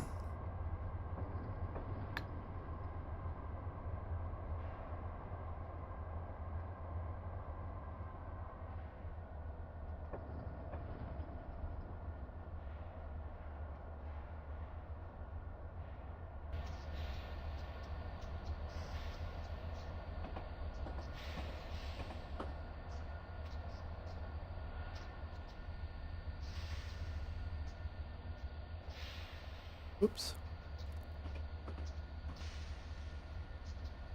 And that looks like a clear signal. There comes the 35.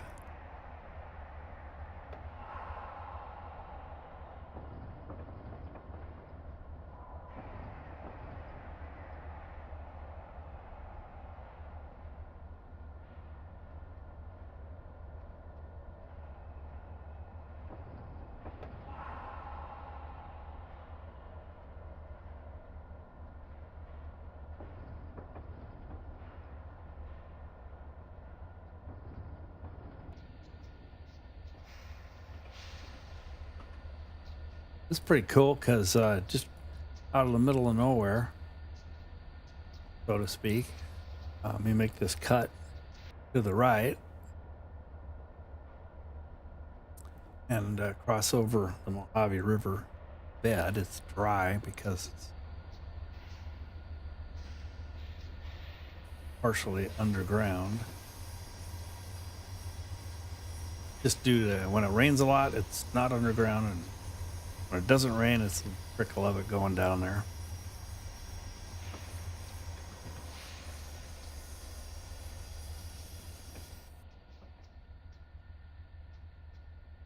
Impressive bunch of rocks there. Cut quite a channel.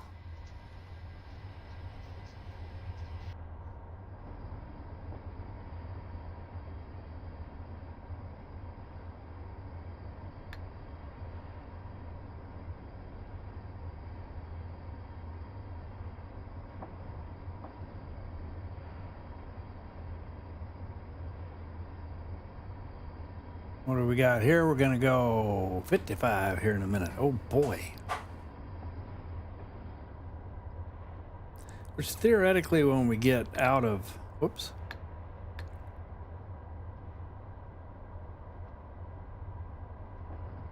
Out of Victorville, actually out of Oro Grande, which is another town that's pretty well adjacent to Victorville. It'll be coming up around the corner and up here. And once we get clear of all that, with the type of train we have, assuming they're all loaded containers, and we're under a certain tonnage, which I'm sure we would be by just looking at the length of the train, then we can go 70 miles an hour in some of these spots.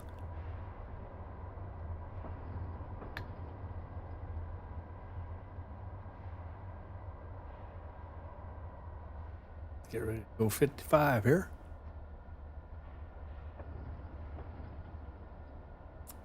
Let's go.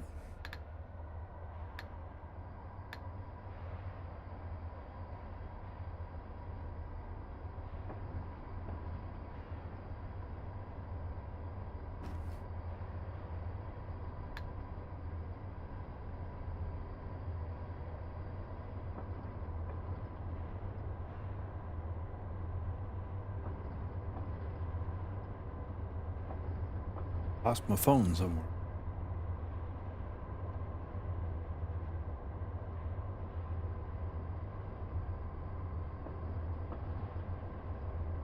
Clear signal.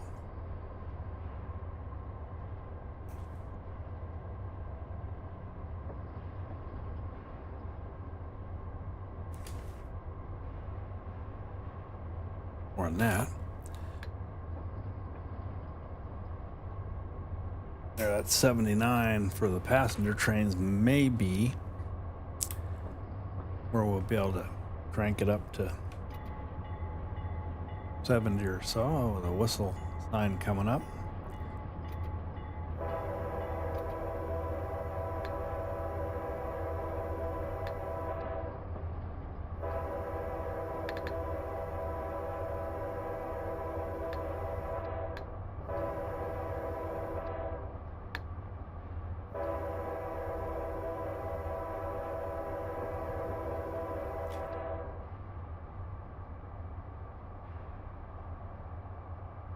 And what we got here, 70. Yep, we'll be able to do 70.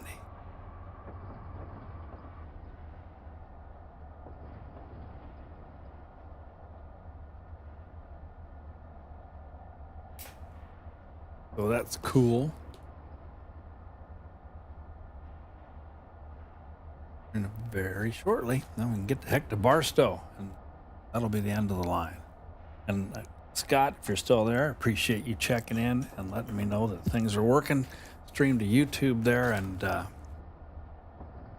do some satellite stuff probably next weekend. I don't think tomorrow will be a little soon. Here we go.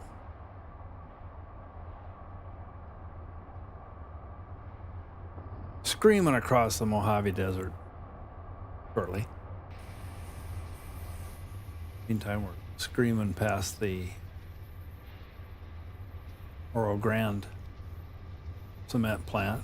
A lot of rocks to dig up here, I guess. Good place to put a cement plant.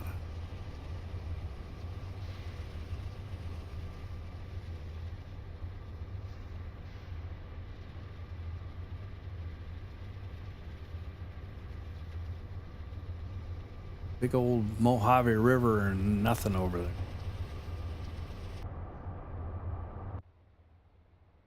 Back end, rear end. So all these are all trailer on flat car, maybe so. Still good for 70.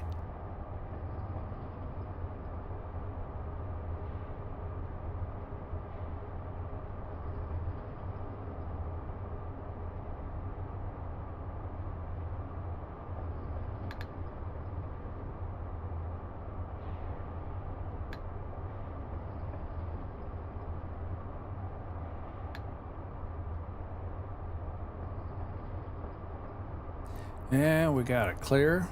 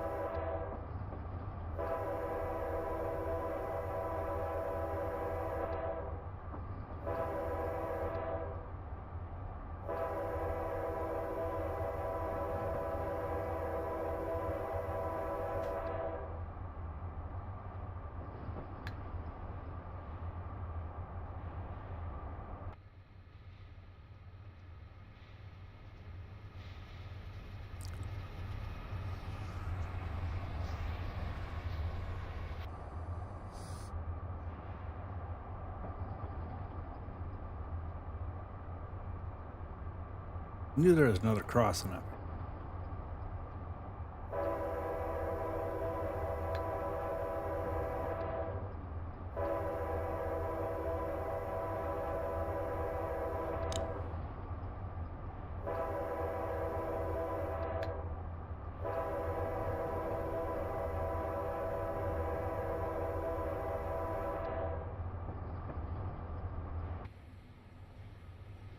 What?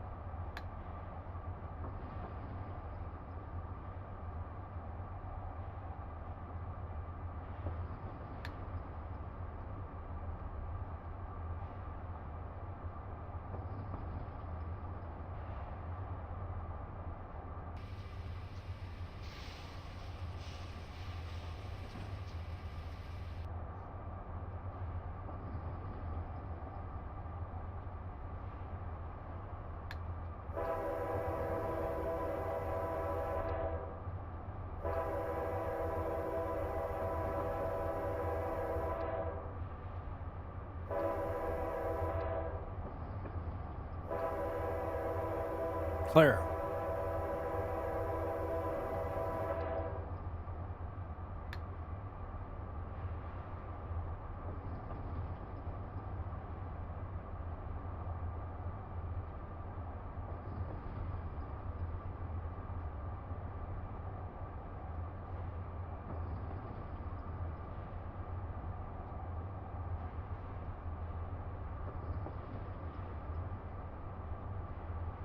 The sun is not quite setting yet. I was started the game at a time that I thought, you know, you get to Barstow just around or after sunset. Looks like pretty close, but not dark.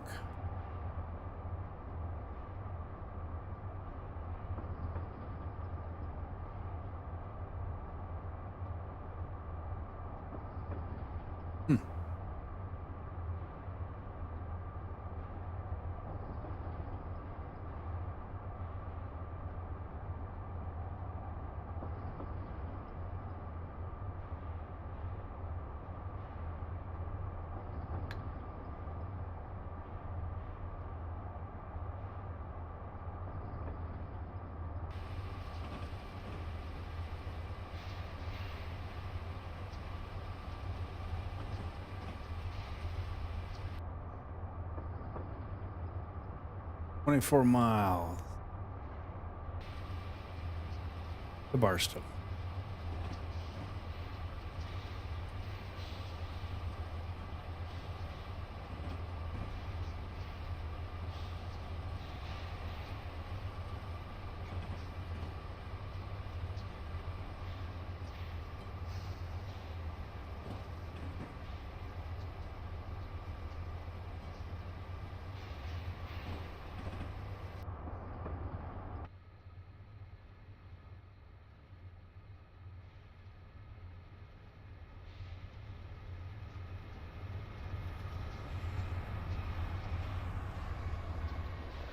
Whoopsie. Try that again. Try to see what we got here. There. And a road crossing. I knew there was one.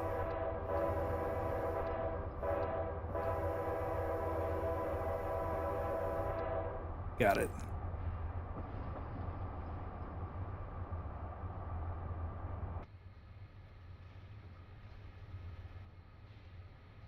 There we go.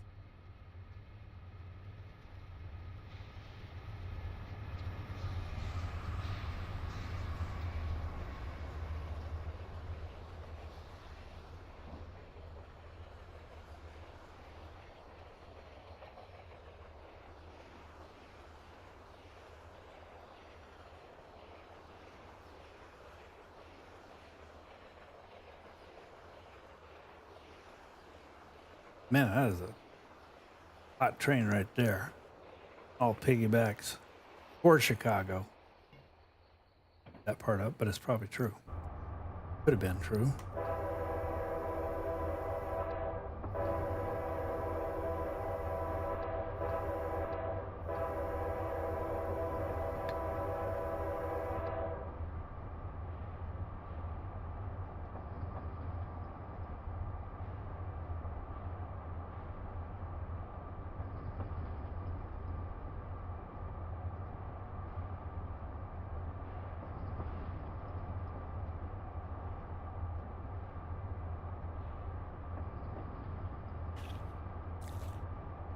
Wow.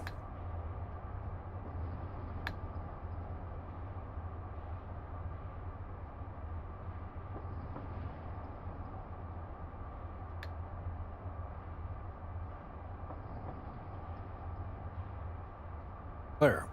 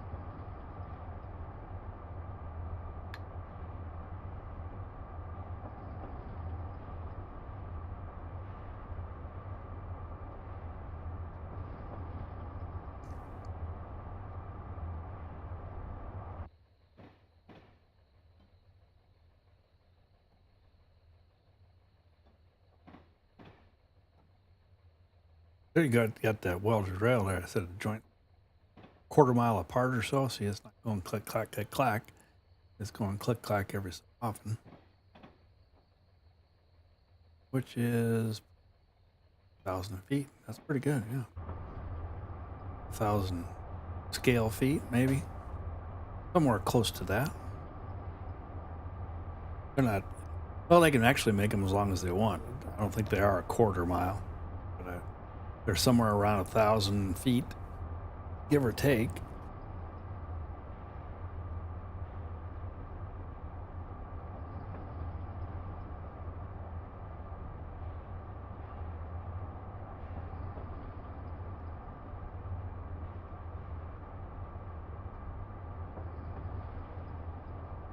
This is fun now. You're just crawling up the hill there, but clear. Once you get there, get over here, you can just wind them up and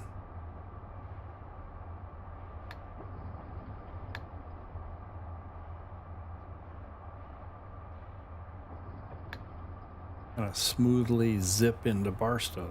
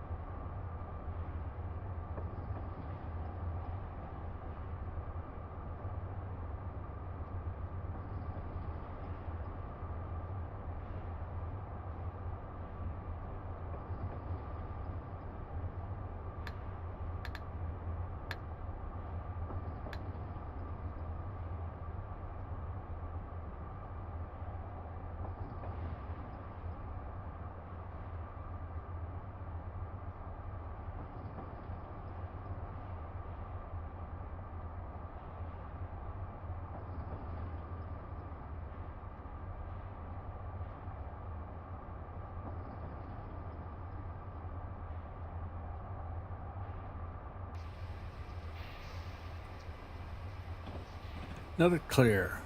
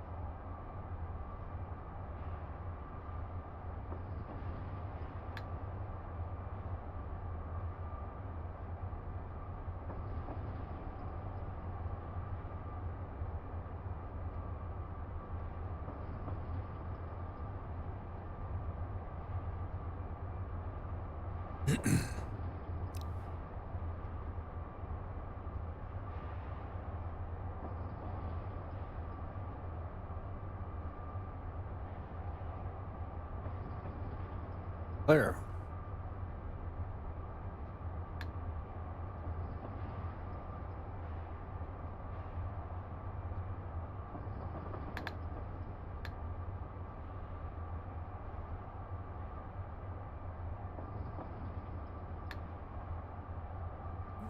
Getting some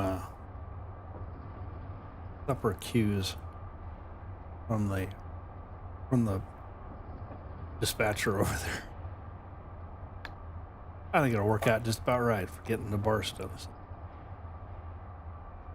So appreciate it, Scott, for coming by and telling me you can see and hear. I'm excited to be able to do streaming of Q&A and stuff. That'll be good. It's a lot easier than writing an article too. That'll be in the journal, you know, a month later, and kind of old news in some cases, perhaps.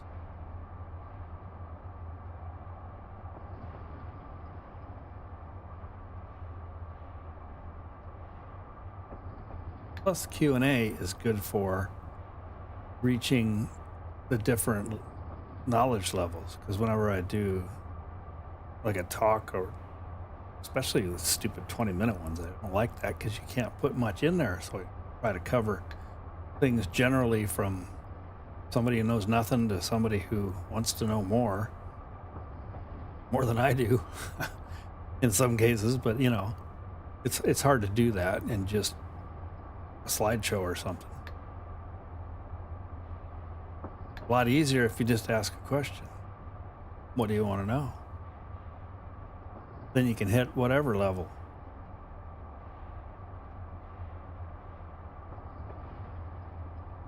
And the explanation raises the level of more people. There.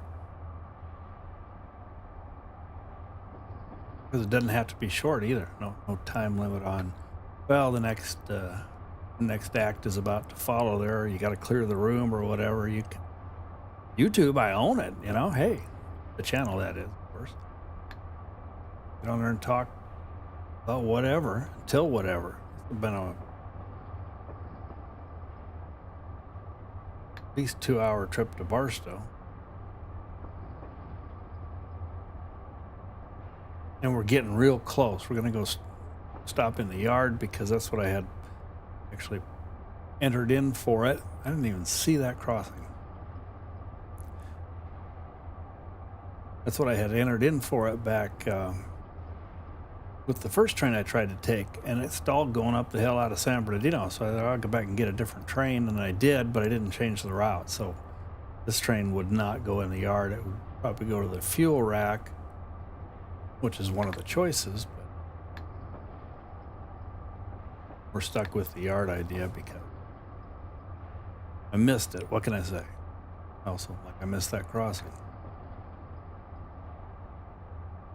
I think the sunset on the game's starting to fool me into think it's getting sunset here, but we got like what,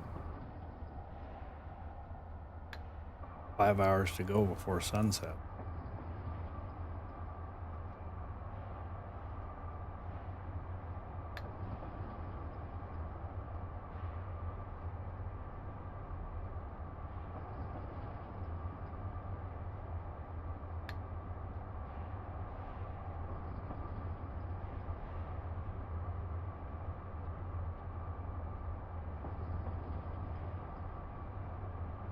We're getting close. Here we got the yellow over flashing green again. I think I gotta see if I can find a new rule book. I don't think there is such a thing.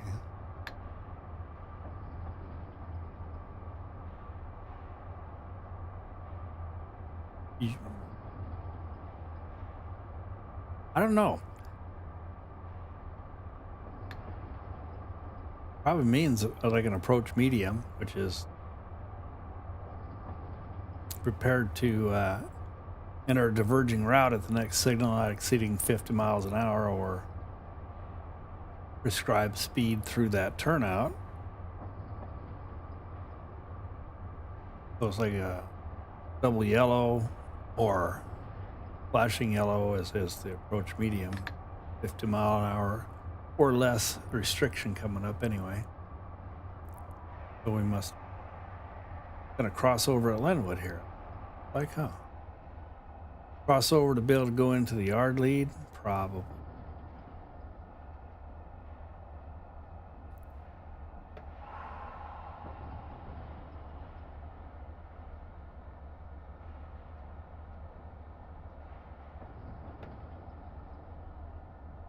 Out in the middle of the stinking desert here.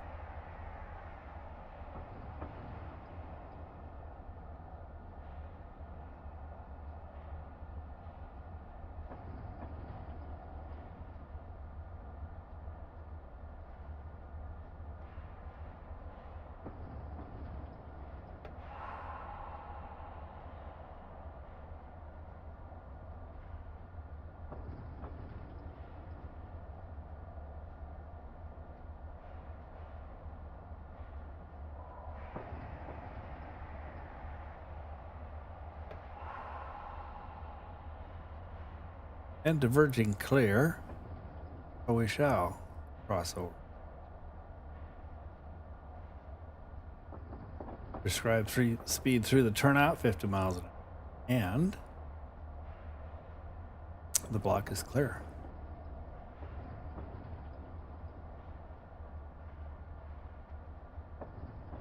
Should let us resume speed once we get through the turnover, I'm thinking.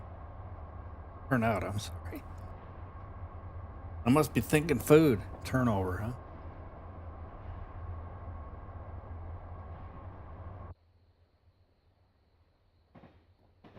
So we'll see if once that's over onto this.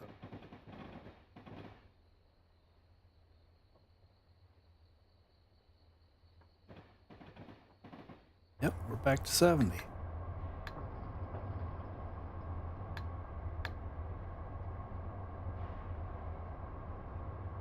Like a crossing there.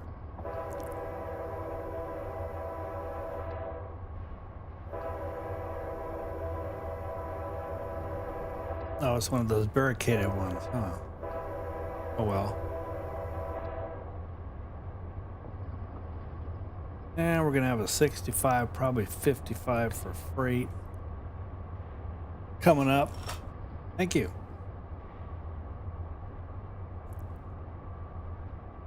And then a 25, so we'll be going in the yard right there. And we got a flashing yellow. Now that is an approach medium.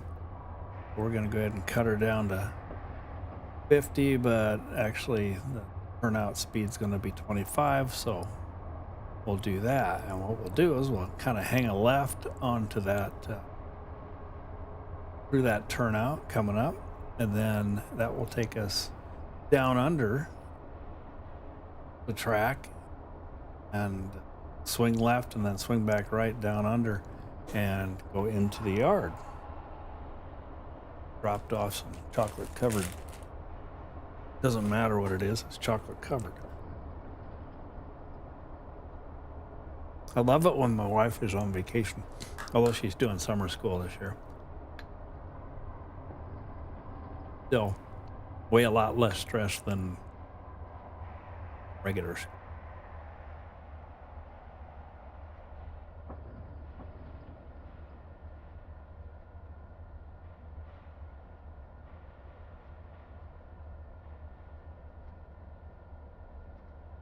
Well, that was yummy.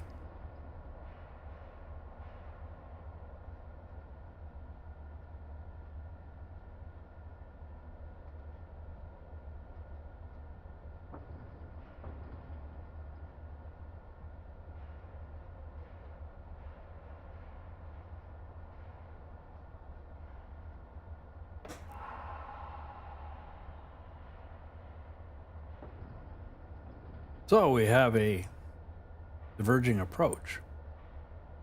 See to the turnout, prepared to stop short of the next signal.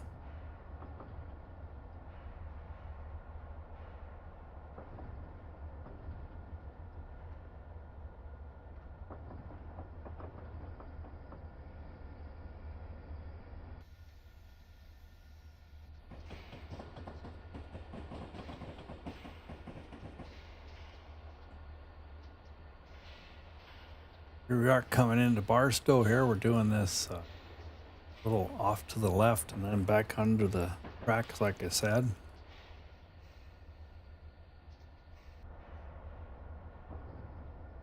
Speeding up here. I forgot there's a little downhill. Pretty big downhill. That grade so far. But you got to get under those other tracks somehow.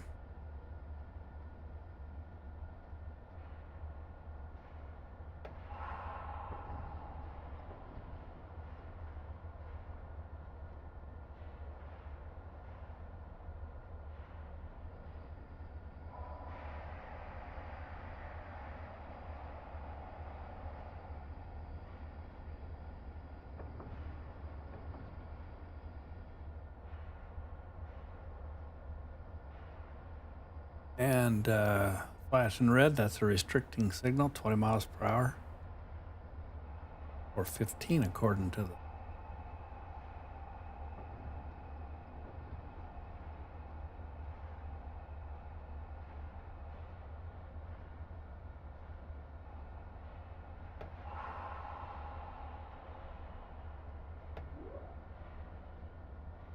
Whoa, that went right back up to 16 real fast there, didn't it? So I wanted to see if we're lined into, hopefully, Barstow yard 11. That would be convenient. Start fiddling with switches. Yes, we are. Cool.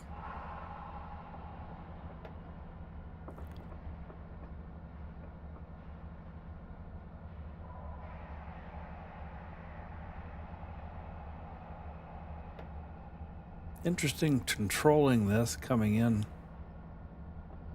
down that 2% grade back. Trying to hold it at 15.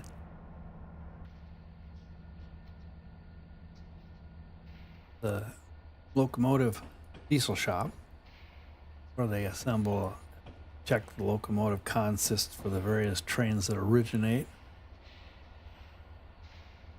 or go through, perhaps, like our train, although we would have gone down the main line.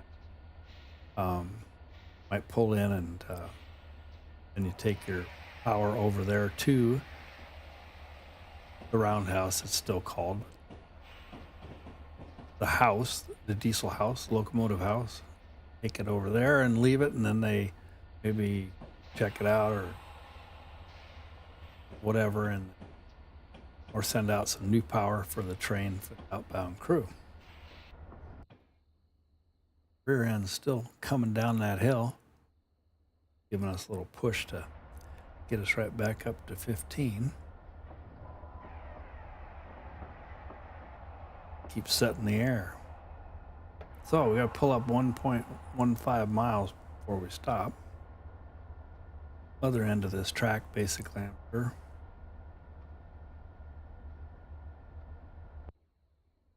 Rear end's getting down the hill, so I won't pushing so hard anymore.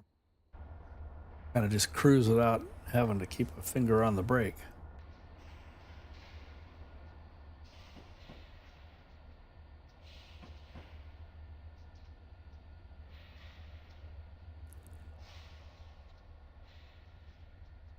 Pretty good representation of the yard area too. There would be a lot more cars in real life, probably, but see all the various tracks and stuff. The main line up on the hill up there. All these tracks, various trains to pull in the yard and leave cars or pick up cars, or locomotive shop over there. Then on the left, got all the lights and the straight tracks there. I'm thinking that that looks like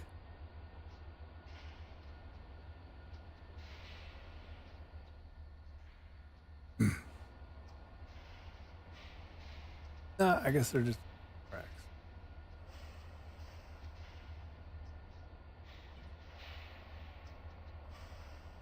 3/4 of a mile to go. What a good run.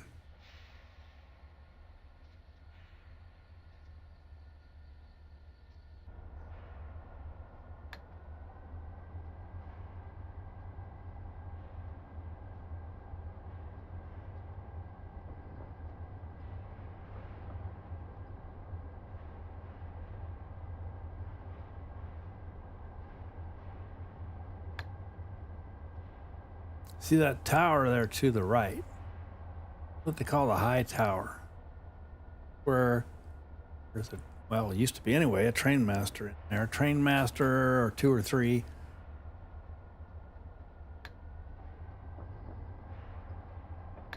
They would watch over the entire yard from there. A lot of yard to watch over this thing.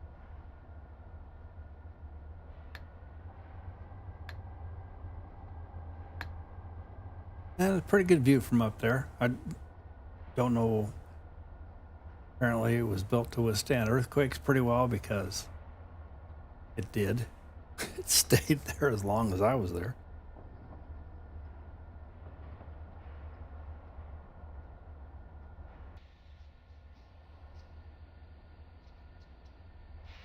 we'll be stopping right close to that. So you get up here and you see kind of in the middle, a little blue building. To the left of that, there's some cars. That's the hump area. Probably that blue building represents it. And what they do is they push cuts of cars up there on a hill, and then they send them down individually or in little groups, sorts them out into various tracks for whatever train is going to be put together there. Go down toward the other end there, and they have retarders, they call them, which big brakes inside the rails, basically, that push up against the wheels, flanges, and slows them down so that based on their weight, post on down in there and couple up nicely most of the time. And then you're building a train like that. That's your basic hump yard demonstration. And it's not the blue building, which is the top of the hump. I can't quite tell. I'm not sure. I guess I can in a bit, but then you lose your elevation. Maybe that other building down there. I forget. Or that could be the terminal building. Because you look way down there, and we're almost there.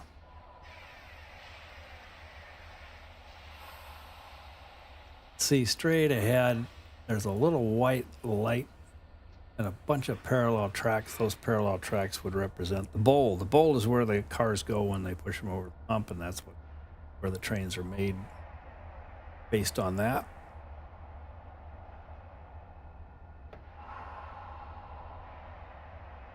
Here we are.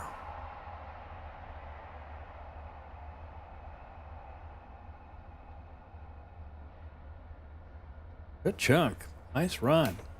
Headlight off. Cursor centered.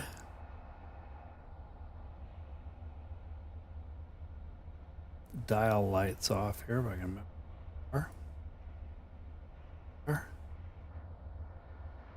And there's the high tower. That was fun. No, no scenery from other trains or something. What a good run. So thanks to everybody who came by. And again, Scott, if you're still there, appreciate you letting me know what's going on. So I'll put out something, and probably next week, a couple different times, because it doesn't, if I got the time to be in here, and even if I'm just playing the game and somebody shows up an hour later, I'll just stop the train and talk about satellites. A lot of work out of the different engines. 87 miles, 141 kilometers. Improper use of horn, because it always tells you that. Because I don't know. It doesn't know what's proper.